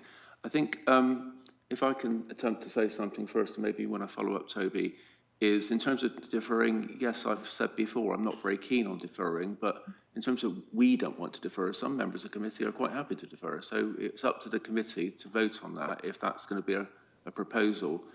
But the deferring technically should be to get more information. But in practice, it can be about just getting something out of the way, giving everybody a chance to reconvene, reconfigure, maybe come back with something slightly different even sometimes, and then come back to committee and maybe come back with a decision on the S106 as well for that matter. So there is that, but it's up to committee to make their own decisions on that if that is proposed to go to the vote. So that's all I can say. Do you want to say anything further, Toby? No, I'm finding it quite difficult to know where members are going with this. You often get with officer reports consultees that, want something different. The urban design officer wants a finer grain. I've said that I don't think that's possible here because of the type of units that are bringing forward. The landscaping officer, to my mind, has probably overstepped her position in providing some advice in terms of residential amenity. That is a judgment usually that sticks with planning officers. We've got a lot of experience. We've been through this site probably a year and a half, 2 years. We're saying to you quite clearly, we do not think there is a justifiable reason to resist this application on the basis of residential amenity. You'd be within your rights to defer the application. Perhaps the best way, though, to go about the proposal where we are now is to maybe go to the vote on the recommendation. If it doesn't carry, we're in a neutral position. There is still then the option to defer if members were minded, or to refuse. So I don't think we've done that before, that way. So as long as everyone understands that, do they? They understand the principle of what Toby just said, because we can do it the other way where we just have a vote before going to the vote on the item. Councillor Thornborough. Personally, I would much prefer to defer the application. The applicants heard our concerns, particularly about that block, and we're still concerned about the S106 and the fact that information was submitted yesterday. That could be ironed out. I think if this was deferred and we had that reconsideration about that, the parameter block of 4 and 5, it could be decided very quickly on another application. But so, should I propose that? Well, hang on a minute. Let's just get the debate generally out of the way, because I've got. Well, I'm minded to propose that. Okay, thank you. I've got it. Thank you. Councillor Porrer. Just to second what Councillor thought, I would prefer to vote on the deferral before we vote on the overall application. Yeah, okay. Can I just, would you bear with me? I just want to ask 2 more questions, I think, of the case officer, who is the most important person, by the way, in terms of the input into this item, like the landscape officer, the design officer, and so on. The case officer is the person that collates all of that and puts her ideas to us. So, Karen, I had a couple of other things you might want to defer to Tam on this second one. So, well, no, the first one. So, cars and people on site. It looked to me like the cars and people were quite mingled on site, driving in, parking, and people moving around the site or cycling around the site. So I wondered if that was considered to be acceptable. I presume it was because you hadn't raised it, or you're approving the application, or whether Tam had anything to say on that. And my second point was about the flues that were, I think they were potential flues, sites of in the roofscape, and whether you had anything to say on that in a residential area, so flues coming out of these buildings for businesses we know not what they are going to do and chuck out of the flue. So please. Thank you, Chair. So just in terms of the, you're talking about sort of pedestrian accessibility and vehicle accessibility within the site. So there are separate footpaths for pedestrian areas, for pedestrians. So the whole of the main central spine is pedestrians and cycles. So vehicles will not be allowed to access that area. So the actual vehicle areas are around the perimeter of the site and along the access from Cherry Hinton Road only. So just to be clear then, on site plan 1, I think it was, I thought I saw people and cars moving in the same area. Okay. Do you want to bring that up, and whether Tam wants to comment on Yeah, bear that with and me. site movements generally for vehicles and people? This one, do you mean? Do you mean No. a visual? No, it was a plan. Okay. Site plan 1, I think it was called, or something like that.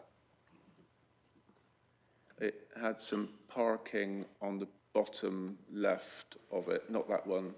I think that's it, yeah, that one, yeah. Yeah, so there's parking at the bottom there. Yes. Are pedestrians going to be walking around that space as well? Are they going to be mingling with cars? So just to the south of the building, there's a footpath. Tam, do you want to say anything? There's a shared kind of crossing place. So when you come up the access road from Cherry Hinton Road and you arrive, you've got the central spine in front of you. As a pedestrian or cyclist, you need to cross over where the cars are coming in both directions. But that's been carefully designed by the applicant with a crossing point kind of marked on it. So didn't really have any problems with that, and the high-risk development kind of officer didn't really have any comments about either. We thought it was a good solution to what is a bit of a difficult area, but I think the applicant's done a very careful kind of design and consideration of that. So most of the time on the site, pedestrians and cyclists are separated from vehicles because they're in the middle, and the only pedestrians on the perimeter really would be ones going from their vehicle to a building. But then there's clear routes around the edge of the buildings, I think. Okay. Clarifying, Tam, appreciate that. And the flues? So flues are indicative at the moment, so it depends on what the people, the tenants may require. Obviously, there's conditions on the application in relation to plant and equipment, et cetera, so that would need to be subject to and part of a reserved matters application or another application in the future to consider those details. All right, thank you.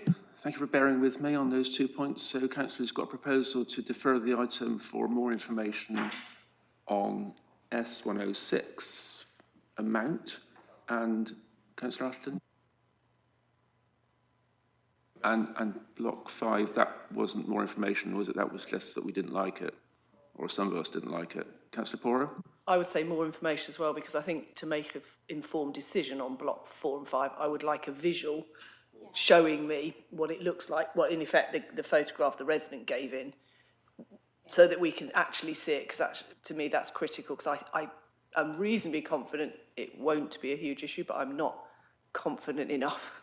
So I would say definitely if it's deferred, we want those extra visuals, please.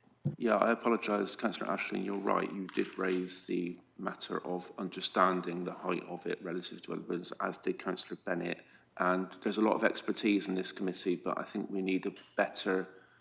We have to work with what we've got on the table, but if the next time round we can have more useful information to understand how the proposed buildings relate to the existing dwellings close to the site, then that will be really useful and help us make a more robust decision. Councillor Bennett. Thank you, Chair. I'd just like to ask on plot 5 for an illustrative diagram to scale of the roof setbacks with the distances clearly marked. I appreciate it will only be illustrative, but I would find that really useful. So, I mean, there's a limited amount that we can request from applicants. So we can't demand things, but it will be in their interest, I think, to supply information as has just been requested, because it will help in the decision-making process. Toby, anything else on that? We can do that quite easily. I mean, these are what you see here, that is a scaled plan, so we can put some dimensions on there incredibly easily, councillor. Views from gardens is a bit more tricky because it might involve access into someone's garden, and if people don't allow developer access into their garden, how do you then kind of start to visualise what it might look like? You can model these things with. I don't know if there's a three-dimensional model in existence with neighbouring properties, but we'll take that away and we can come back. Right, thanks, Toby. So I think we're heading to a deferment, as far as I can see, but let's go to the vote anyway. So we've got a proposer who was Councillor Porrer, is that right? Councillor Thornborough, seconded by Councillor Porrer. So all those in favour of deferring the item to a future meeting of this committee?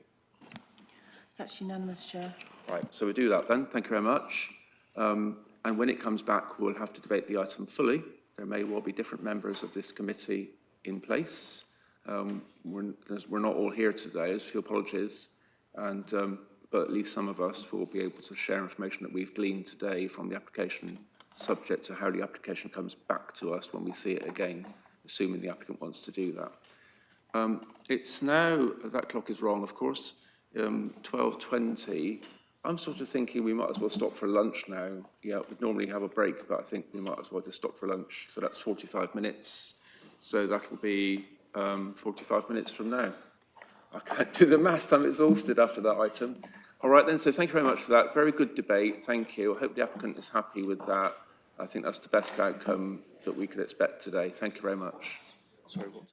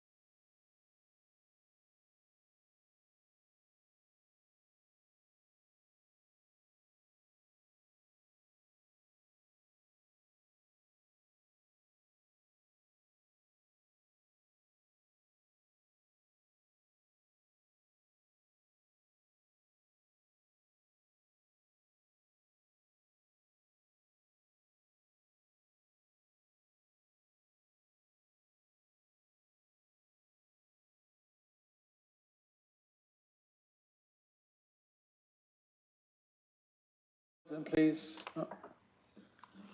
Good afternoon. Welcome back after lunch. So next item is agenda item 6. It's on page 89 of the agenda pack. And it's station area redevelopment. Presenting officer is Charlotte Peat, senior planner. No speakers on this item. So Charlotte, when you're ready. Brilliant. Thank you, Chair.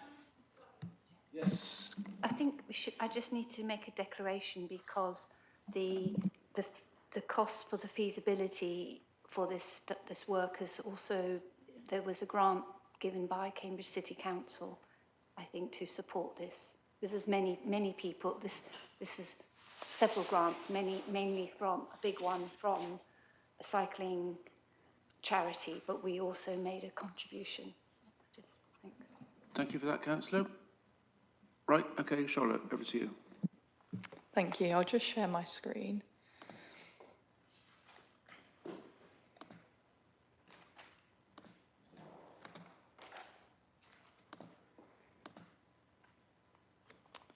Okay.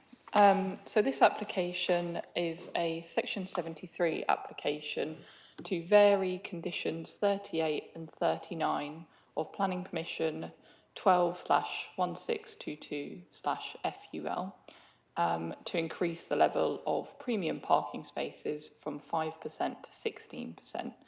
And it relates to what's called the station redevelopment area, which is part of the sort of CB1 proposals. I will show it in a little bit more detail in the presentation. But first, I just want to cover some updates.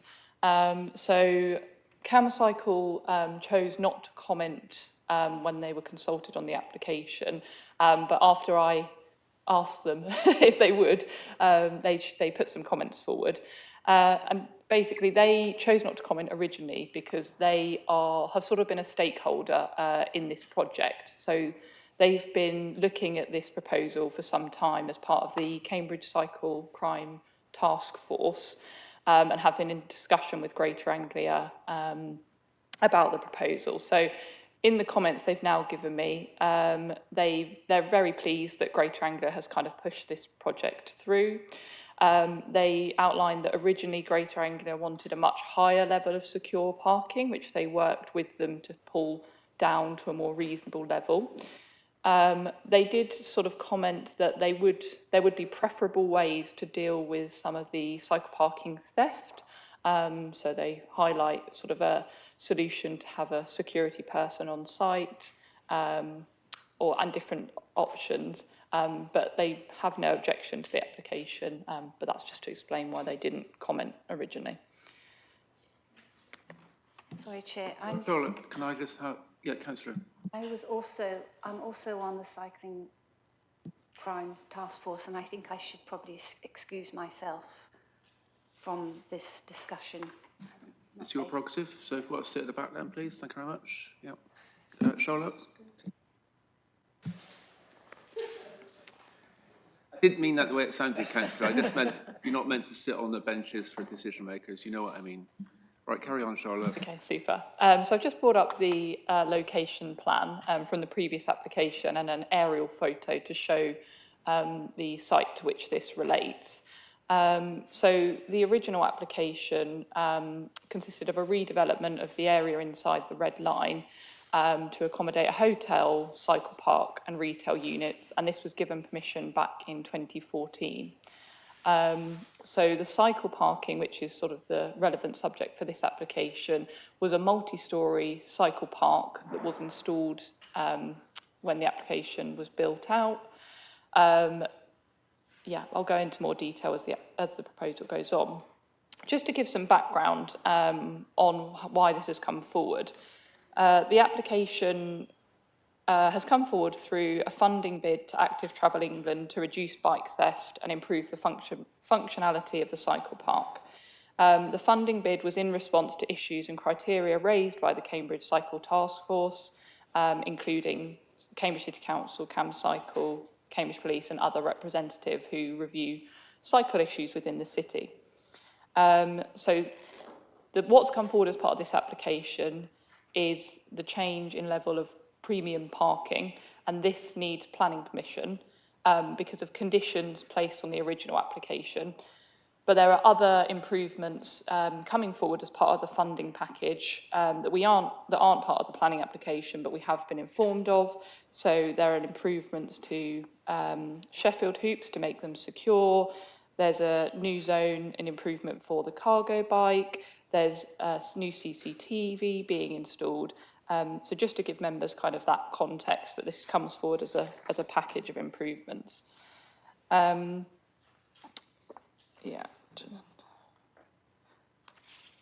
So what's being proposed at this stage is they want to install as an area of premium parking, which would be 16% of the total cycle park. As part of the original application, they were allowed to install up to 5% of cycle parking as secure or premium, but they actually didn't install that, but they do still have the capability to install that if they wish to.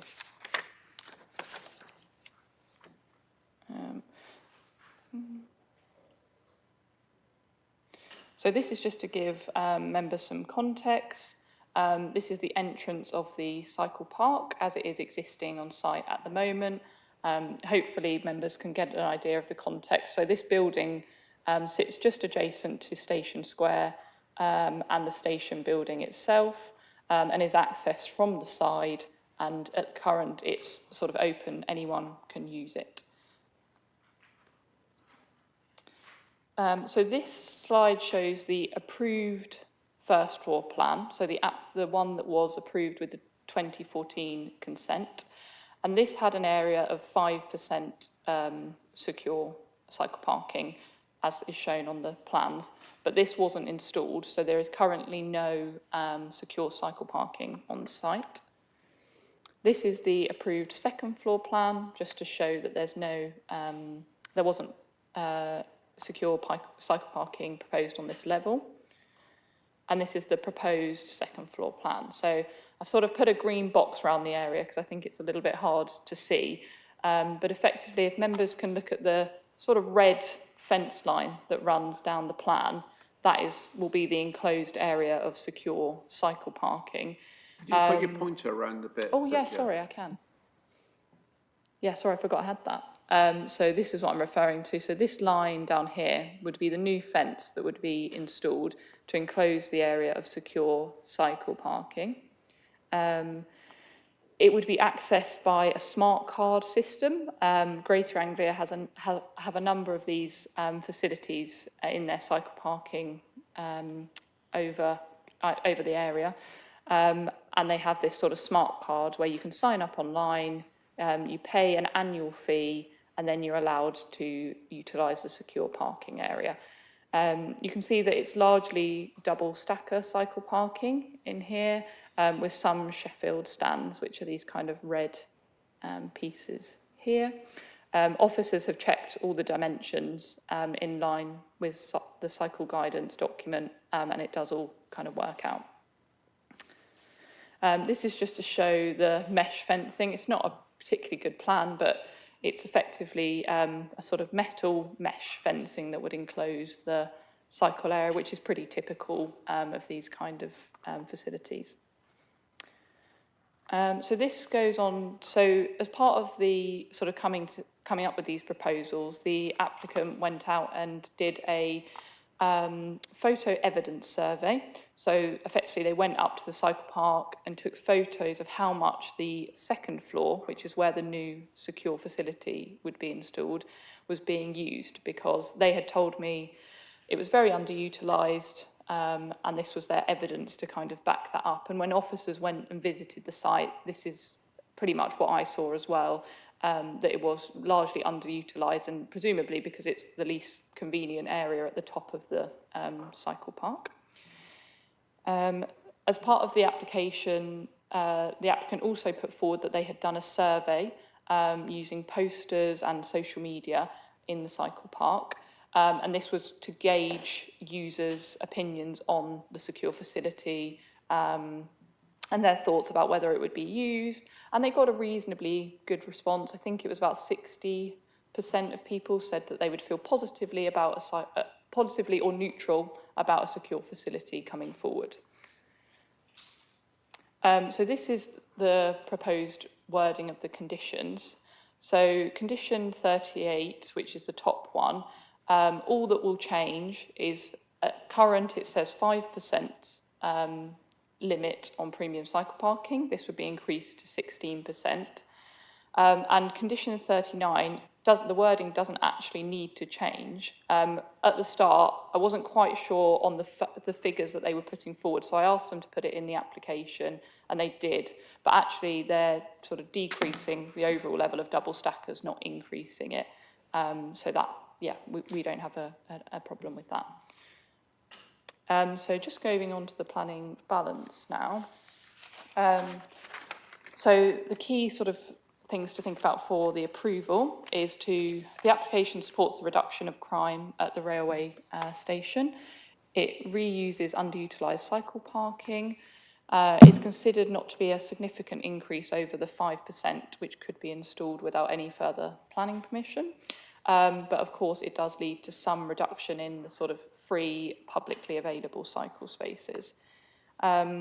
Officers feel that the reduction in publicly available cycle spaces can be balanced against the theft impacts. The cycle parking is currently underutilised, and it is considered that the premium parking spaces help to decrease theft and improve choice for people parking their bike here. And yeah, as I kind of explained at the beginning, it is one method in Greater Anglia's plan to decrease bike crime at the station. Thank you. Thank you very much, Charlotte. Do members have any questions of clarification? Councillor Bennett. Thank you, Charlotte. That was very clear. However, I wasn't on the committee that approved the original application, so I'm afraid I need some help with some background details. Firstly, are the spaces fully accessible to adapted bike cyclists and larger bikes? I noticed the secure facility is to be on an upper floor. Is there actually lift access? Because otherwise, I don't think a disabled cyclist would be able to utilise the space. And also, if people have a cargo bike, and tradespeople, particularly with tools in their cargo bikes, may be particularly keen to utilise the secure parking. I'm not really sure how they'd access it. But otherwise, I'm quite comfortable with this. That's all on with opinions. Councillor Porrer. Two clarifications. One is, how much would it be to rent? And the second, in the survey they did, I think it was phrased that 37% objected and the rest either neutral or support. How many supported? Thank you. Any more? Okay. So, clarification, let me think. Yeah, just follow up on Councillor Porter's question there. In terms of 60% positive or neutral, was that on the basis of a cost being incurred, or was there no mention of cost in the question? And was the cost made clear what it would actually be? I suspect not, but since you haven't mentioned the cost in your report, I think the rest will be debate. No more? Okay, so over to you then, Charlotte, when you're ready. Take your time. Oh, sorry, Councillor Ashton. Yeah, just one quick one. We're always reminded there's never enough cycle spaces, and this scheme reduces the overall reduction by 89. So is there any scope those 89 could be incorporated somewhere else in the scheme? All right, thank you. So, Charlotte, like I say, just get your answers ready then when you're ready. Yeah, bear with me. I'm just going to get up the figures from the survey, as I don't know the figures off the top of my head.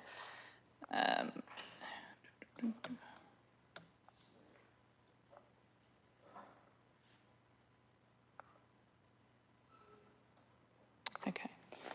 So in terms of the first question, sort of about access and adapted cycle spaces. So as part of the wider kind of works that are going on, the Greater Anglia are going to create a dedicated cargo bike and sort of, I don't know what the correct term is, but bike that can be used by people with different abilities on the ground floor, because currently there's not a dedicated space, and it was felt that the ground floor would be the most appropriate to have those bikes on. It's not proposed that those bikes would be stored in the secure facility. I think they kind of see that going up to the second floor probably isn't the most ideal situation. So that's how they've put it forward to us. It can be accessed, so there's ramp access all the way through the cycle park to go up to the second floor. Yeah, I think that was that. In terms of how much, so they've put forward in the information that in line with the rest of their sort of facilities that they operate, it would be £25 as an annual fee, or £35 to have both access to Cambridge North and this station. So they've got the same facility at Cambridge North. I did kind of ask them for how they come up with those figures. I didn't get a response on that, but I think I looked on their website and it is in line with what they do elsewhere at other stations. In the survey, I don't think they specified the cost, the exact figure, but they did outline that there was going to be a cost to the secure facility, so people were aware of that when they were responding. In terms of the figures, so they've separated it into, so this question I was referring to with that percentage was the question, would you support the introduction of a secured, paid cycle parking within the facility? And effectively, yeah, that figure probably makes it's probably more evenly split than what that figure sets on, because there's about an even split between people who sort of support it and oppose it, with a 20% block in the middle being neutral. Yeah, so hopefully that gives some clarity there. Okay, just before we get going on debate, I could maybe ask your advice, Charlotte, as to how do you think we should best proceed in debating this item? It's a little bit unusual. We could easily get into a lot of detail that's not relevant planning matters. Any guidance about what are the main points that we should be debating? So I think with a Section 73 application, we're not kind of going back to debate any merits of the wider scheme or the actual cycle park. The debate should really be focused on the changes proposed to the conditions and the implications of that. We can't change anything now that we approved previously. And just to be absolutely clear, the politics of charging or not charging, is that something we should be concerned about? No, we can't dictate kind of what they're going to charge.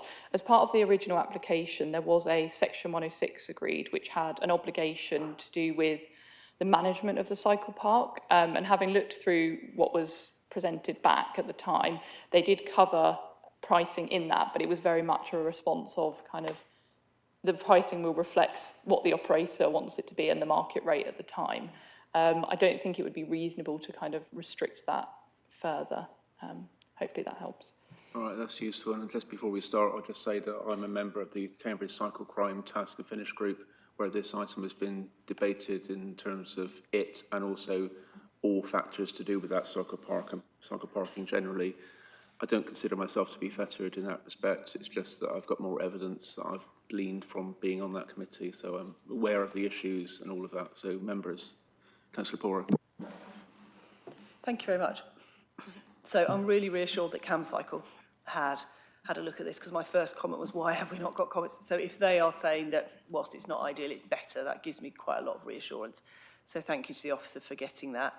I mean, I do have some slight concerns, which are reflected in the officer's balancing slide at the end, that obviously is removing the free parking, though I am surprisingly reassured by the fact that if it's £25 a year, which is 50p a week, basically, that reassures me a lot more, because I was worried this was going to be a lot more expensive.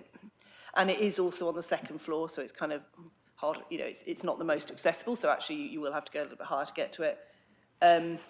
So I suppose my questions are, obviously, first of all, is we clearly didn't enforce against the condition where they should have had this originally, which is a little disappointing, but there we are where we are. Are they gas assisted, the double stackers? Because I know we often ask for that because it's helpful to those who struggle to lift a bike up to the higher floor. And obviously the other improvements being made, I mean, this is well known as an absolute nightmare for cycle crime, to the point where we know people can unscrew the Sheffield hoops and take them. So I'm really pleased to hear that that is going forward. I'm guessing Charlotte will immediately tell me we can't condition that to be as part of this. But I just asked the officer, how reassured are you that these other improvements are going to come forward? Is the funding definitely in place for them? Because that is certainly a huge concern. I think everyone here knows at least one person who's had their bike nicked from there. And half the council have, so it's kind of good representation of the city. And I suppose the other question is, how secure is it? Because presumably, as long as you've paid your 25 quid, you've got a key. So is there any additional security? You know, are we looking at CCTV? Or is it purely just hoping that it's on the second floor? Thank you. No more hands. So I'll just nip in, shall I? Okay. Yeah. So there's been that ongoing problem, as you pointed out, that basically the stands were never bolted down properly so that people could just undo them and nick the bikes really easily. That problem has been addressed as time goes on. I don't know if it's completely addressed, but it's meant to be better. I think, you know, the authorities have done really well in improving that situation. The other things that I think are that, although having free parking would be ideal, I guess, to encourage cycle transport, which is what we really want. It doesn't seem that high a price to pay, except if you can't afford it, then it is. There's that, and I presume that 25/35 is the full cost. There won't be an extra cost per park, and also that's quite a high cost to pay if you don't use it very often. If you rocked up and wanted to use cycle parking, you don't have a membership, well, you can't use it actually because you need a card, which you have to get the card. So there's that, but the system does work. And the only, don't want to ramble on for ages, but the only other thing I'd say is that in the real world, some people have bikes that are worth a few quid, and some people have bikes that are worth thousands of pounds. And those individuals, the latter individuals, might well prefer to pay £25 to have parking which they feel is safer. And by the way, I think the form of words was going to exclude the word secure in it, because nothing is completely secure. It was just a bit safer. And then the sort of ongoing, we'll have to make sure that someone doesn't get a card who's a criminal and then get in there and steal bikes that are not locked up potentially. So I would still recommend that anyone using this facility would lock their bike as well, by the way. I think that's all I can say on it. Councillor Bennett. I was just wondering if the help yourself bike marking kit could be made available there, you know, to discourage somebody coming in and, you know, taking all the bikes, and, you know, users should being asked to mark their bikes. I don't think that's a big ask, and it would be useful. It's one of those things that everybody says, oh yeah, I'm going to do that, and they never do, because they don't have those spare 2 minutes. So just a little bit of pressure, I think, might be useful. The other thing I'd like to say is the people who are most exposed to bike theft are people with disability adapted bikes, because a standard disability adapted bike is £5,000, because they're all made to order, so you're paying for somebody's time. And if your disability adapted bike is taken, you've probably got a 6 to 8 week to replace it, minimum. So that's quite a long time to be stranded. So I would like to ask if there is going to be ground floor provision for the more expensive specialist bikes and disability bikes, that there is some sort of security enhancement made available.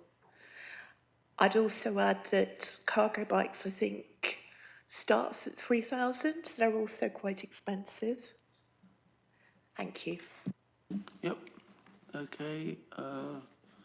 And of course, members, we could restrict to 5%, which is the what's currently available. We don't have to go to 16%. And as far as I can see, we don't, the applicant doesn't have to charge. They could issue the cards and for free use. But I guess that's not the real world that we live in, but just saying. So over to you then, Charlotte. Thank you. So first of all, Councillor Poor, there was a question about the gas-assisted two-tier cycle parking. I don't actually know if they're gas-assisted, but I understand that a lot of the two-tier bikes were installed when the application was sort of originally built out. And I think a large proportion of the ones going in the secure facility are being reused effectively. So I'm not sure it's something that we could condition. In terms of the funding, so the other improvements that I've outlined, we can't secure through the planning permission. Greater Anglia and CamCycle have sort of talked to me a bit about it, and you know, this is their plan, they do want to implement it, but I can't really give any more assurance than that. I can't guarantee that those other improvements have come forward, but I think they have worked for quite a while with the task force group, CamCycle and other interested parties on these improvements and the funding and things like that. So,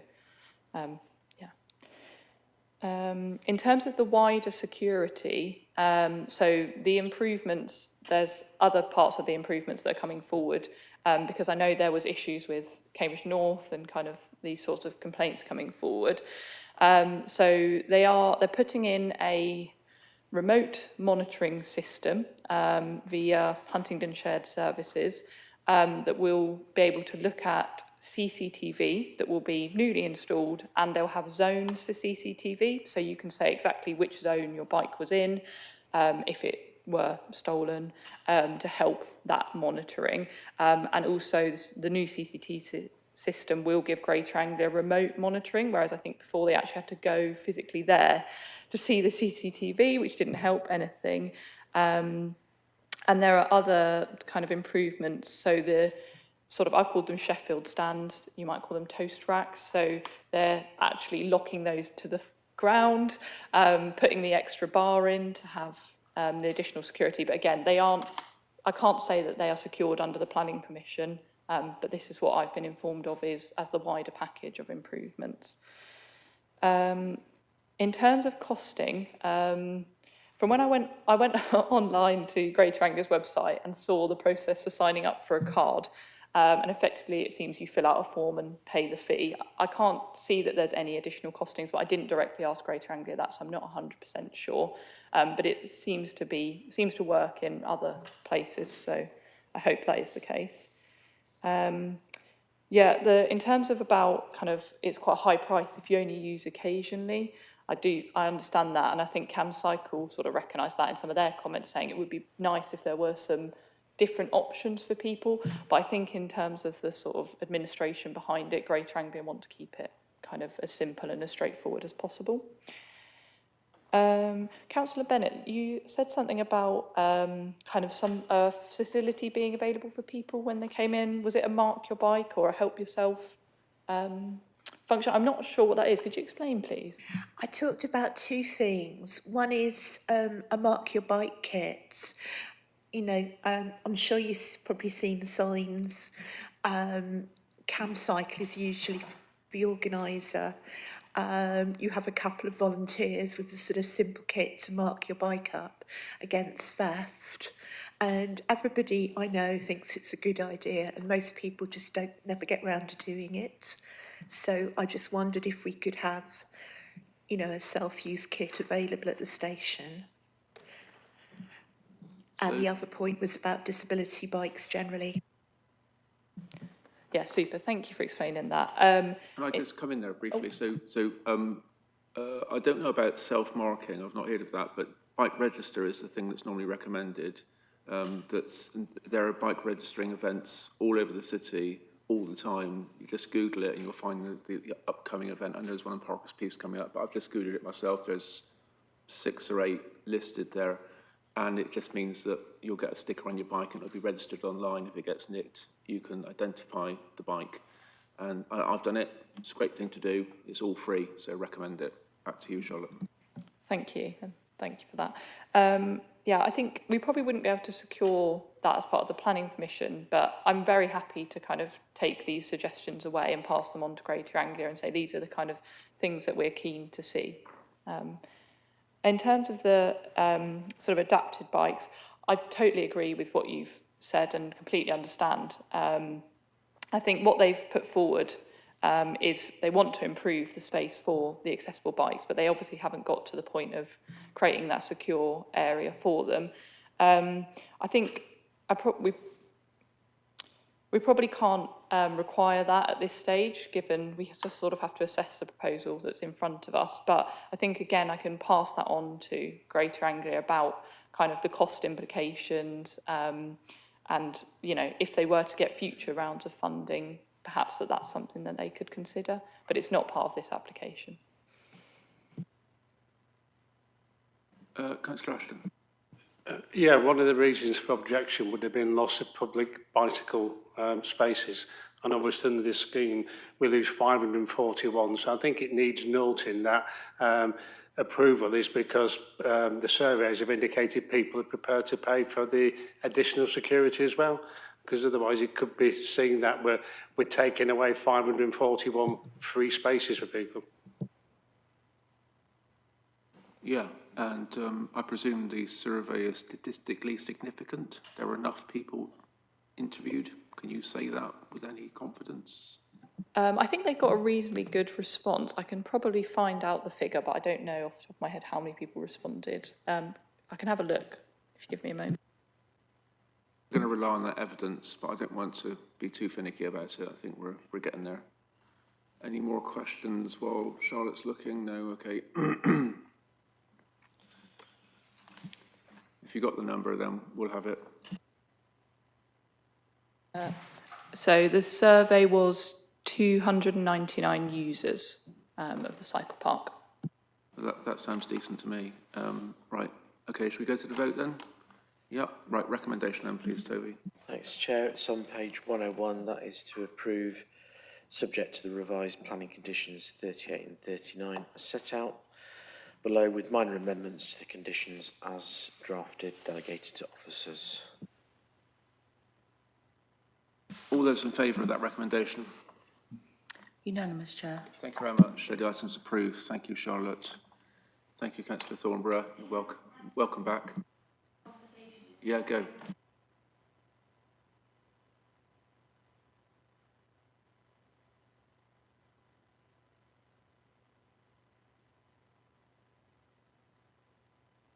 Okay, so the next item, you're okay to carry on, councillors? Yes? Okay, next item is item 7, 111 Purse Way.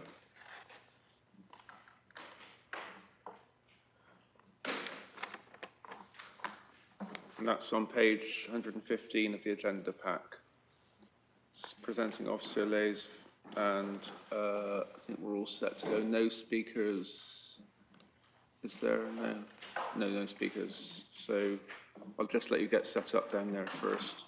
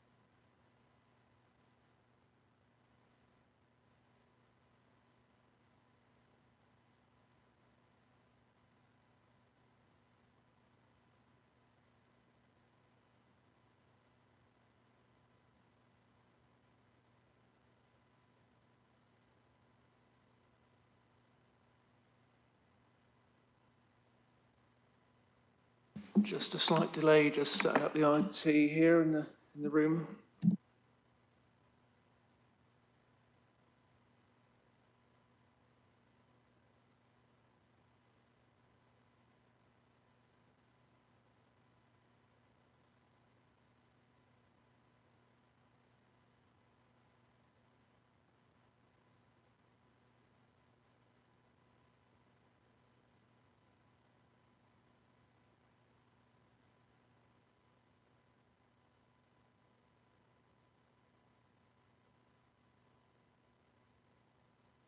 Great, okay, I think we're ready to go then. So like I say, no speakers, 1 per sway. Liz, when you're ready to present the item, please. Hello, my name is Lais Fakada, so I tend to be a bit quiet, so please do let me know if I'm not loud enough. So the application reference is 25/forward 01062/forward HFUL. It is for 111 Perthway. The description of the proposed development reads as single-story front side and rear extension following the demolition of the attached garage and conservatory. Just to give you some context of the site, we've got here the location plan and an aerial view. The application property is within the Arbory ward in Cambridge. Just some context of, I think I've got a question. You can't hear me well. Okay, so the application site is within the Arbory ward in Cambridge. It's just here, a fairly regular residential dwelling. The site is not within a conservation area, green belt. No listed buildings have been identified within proximity. There are no tree preservation orders and no other relevant planning constraints have been identified. So we've got here the existing elevations and floor plans. The eastern side of the property is attached to 113 Perthway, and the conservatory to be demolished is at the rear of the property, and the garage is at the side on the western facade of the dwelling. Just for better context, some site pictures. As we see, it's fairly okay within its existing relationship with the neighbors. And the proposed elevation plans. We can see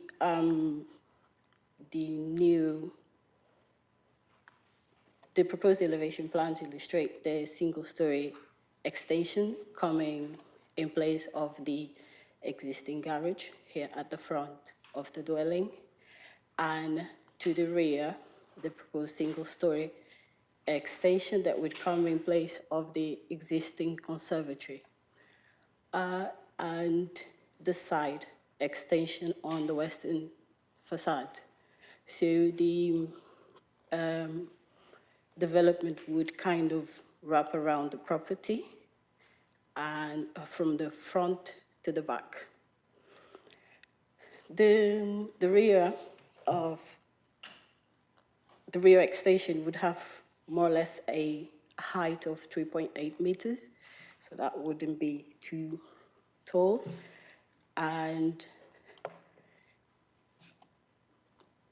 this side extension would be slightly taller for about, it would be more or less 4.2 meters, and the front 3.2 meters with sloped roofs.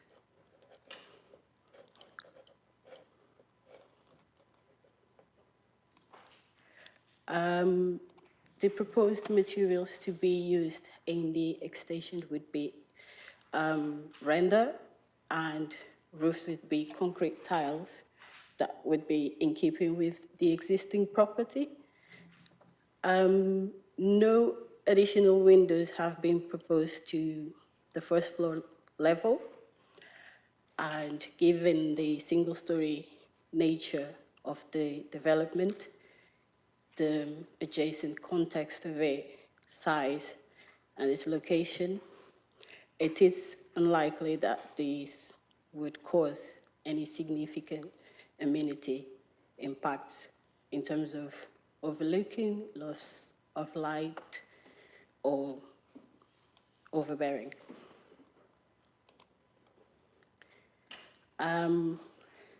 The proposed floor plans illustrate that no changes have been proposed to the first floor, so it will remain as it is.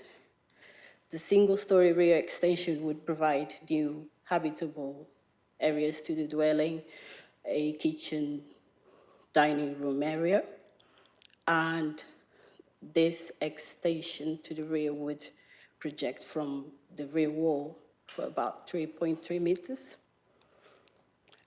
The garage conversion to the side is noted, but the proposal would not alter the provision of at least one car parking space at the front of the dwelling. And the plans do not illustrate, however, the design and access statement says that Sheffield stands would be proposed to the front of the dwelling to provide parking, cycle parking spaces.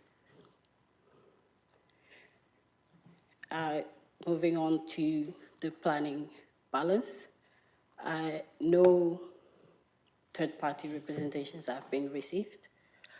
The design and scale of the proposal, seems to be subservient to the existing dwelling. It would not alter, it would not change too much the footprint of the existing dwelling and not be a major difference on the street scene. And similar applications have been approved in the area. Those have been outlined in the officer's report. And I think I forgot to say something at the beginning, that the application has been brought before the committee because it's related to a Greater Cambridge Planning Service staff member. So my recommendation would be to approve the application subject to planning conditions outlined in the report. Thank you. Yeah, thank you very much, Liz. It's very well presented. Thank you. Any questions, members? It might be very straightforward for you. By all means, we can go. Yes, Councillor Innerworth. Yes, do we know how the stormwater drains are handled, or how the stormwater runoff's handled at the existing house, or what is proposed for the new extensions? Right, thank you. Any more questions? No? Okay. Stormwater drains, officer. I believe that they would keep utilising the existing system. Councillor Inworth, any follow-up? Yeah, well, the question I'm trying to get to, are they using soakaways, or is stormwater going into the foul sewers? Can we help with that?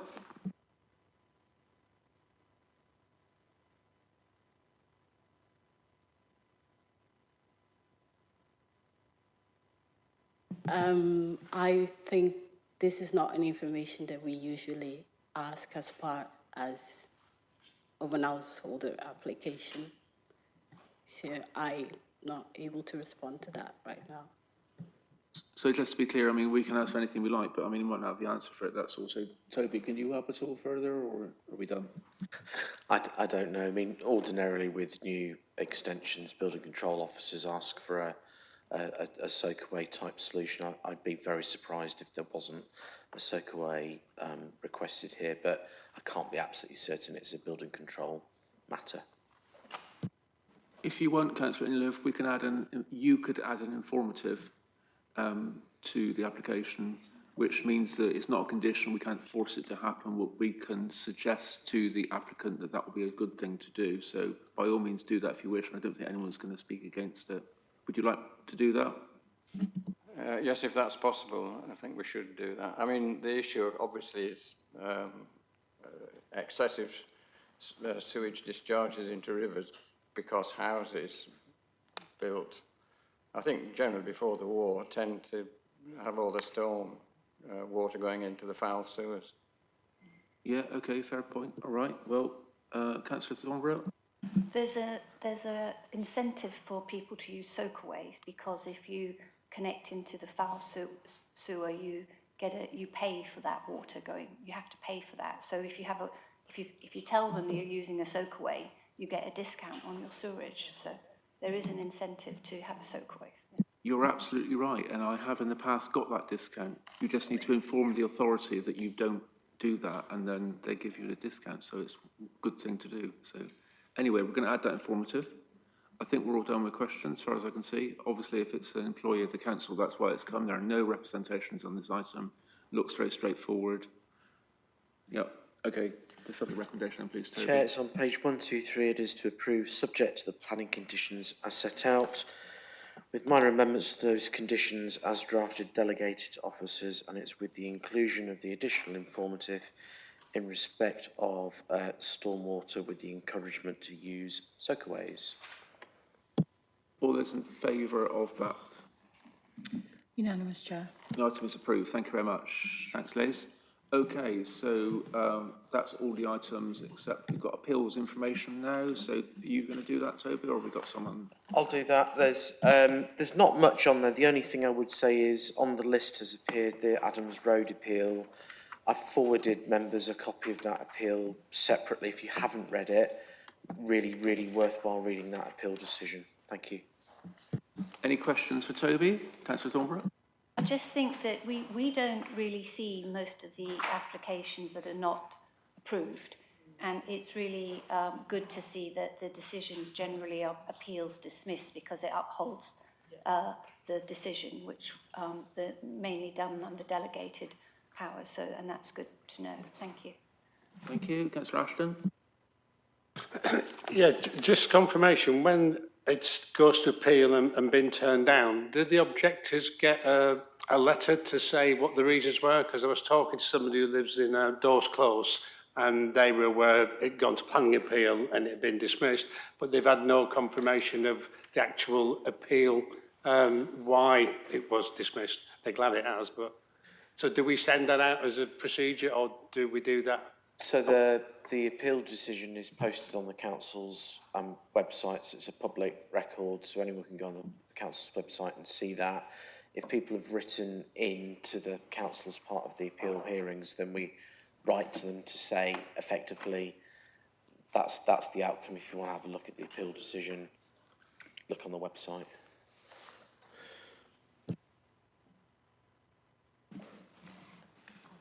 Yes, Councillor Thornborough. Toby, do we have a date when the Beehive Centre appeal is taking place and where it is and is it open to the public? Thanks.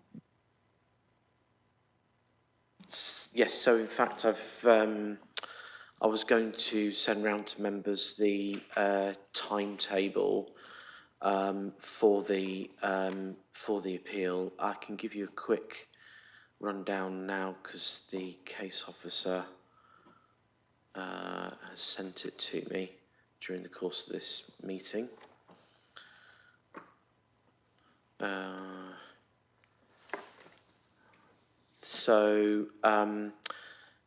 The appeal's going to run from Tuesday the 24th of June to the 3rd of July. On the 24th of June, the first day, you'll have kind of opening statements. There'll be an appellant's presentation of the scheme. And then on that first day, interested persons will be allowed to speak. So I'm assuming that will include councillors as well if they wanted to speak. Second day of the appeal, we will hear the council give its evidence on sunlight and daylight, and also its planning evidence. Andrew Martin from the council is giving the planning evidence. You saw him in committee, and our daylight sunlight consultant will be there. It's the applicant's turn the following day on Thursday the 26th. They're going through a bit more evidence in terms of sunlight, daylight, design, townscape. They go into Friday the 27th of June, where they give their heritage evidence, socio-economic evidence, and then lastly with their planning evidence. And then on the 2nd of July, we're doing conditions in section 106.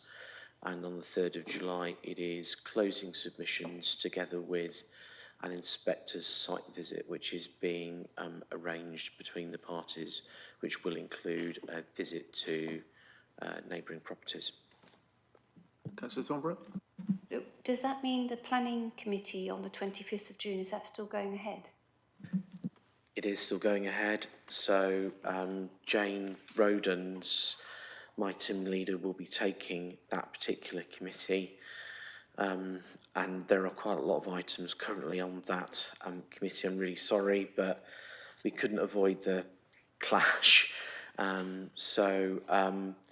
We think the committee is going to take place in this small hall because of the asbestos issues that have very recently been encountered within committee rooms 1 and 2, but that's yet to be confirmed.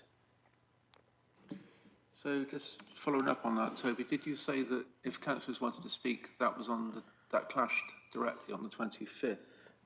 No, on Tuesday the 24th, interested persons wishing to speak, there is a slot for them on that day. Okay, and you send information about that and how they should apply to speak and that sort of thing? I'll send this timetable round to members. I've also asked today actually for Andrew to put the timetable up on our website. We've now got a specific Beehive website with all of the tons and tons of evidence that have been submitted. Yes, so. Thank you. Yeah. Councillor Bora, did you So presumably, if are you wanting any members of the planning committee to speak, you'll contact us directly if so. Presumably.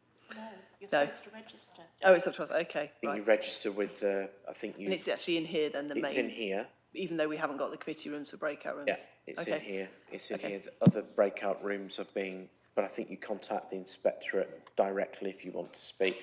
The inspector will usually turn up and say, I've got such and such down on my list willing to speak. Often they'll say, is there anyone else that wants to, but don't count on it.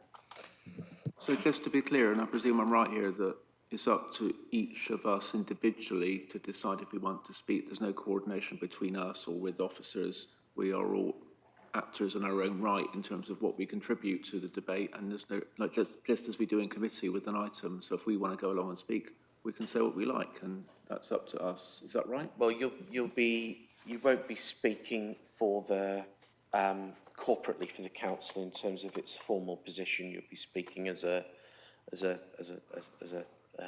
ward member, yeah. Okay, councillor Bennett. I thought we all had to register to speak by 1st April, and I am registered to speak on the June 24th. I don't know if there's any particular late provisions for councillors, but the general public deadline's already passed.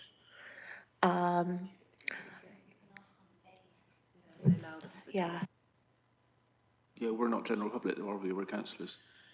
Any more? You can usually, the inspector will usually won't want to kind of stymie any member of the public wanting to speak, but I'll clarify that in my email round to members later today. Thanks, Toby. Two things. So firstly, it's good that we're on top of all these appeals because it's good for us as a committee to be aware of all of that. That's why we're doing it. And secondly, just on the details, so on Appendix 4, Varsity Hotel, that's a waiting decision, but I understand that decision has been made now by the inspector. Yes, there was an appeal. Apologies, I must have missed that. There was a very detailed appeal that came in, I think, back end of last week, for the last Varsity refused on heritage grounds. We do have 2 current applications in for the Varsity, which are being considered at the delegation panel next Tuesday as to whether they proceed to committee or not. I'll happily send round that appeal decision if members want. It was dismissed. Yeah, it was dismissed on heritage grounds. Okay, don't talk amongst yourselves then, we're still in committee. Are we all done with questions for Toby?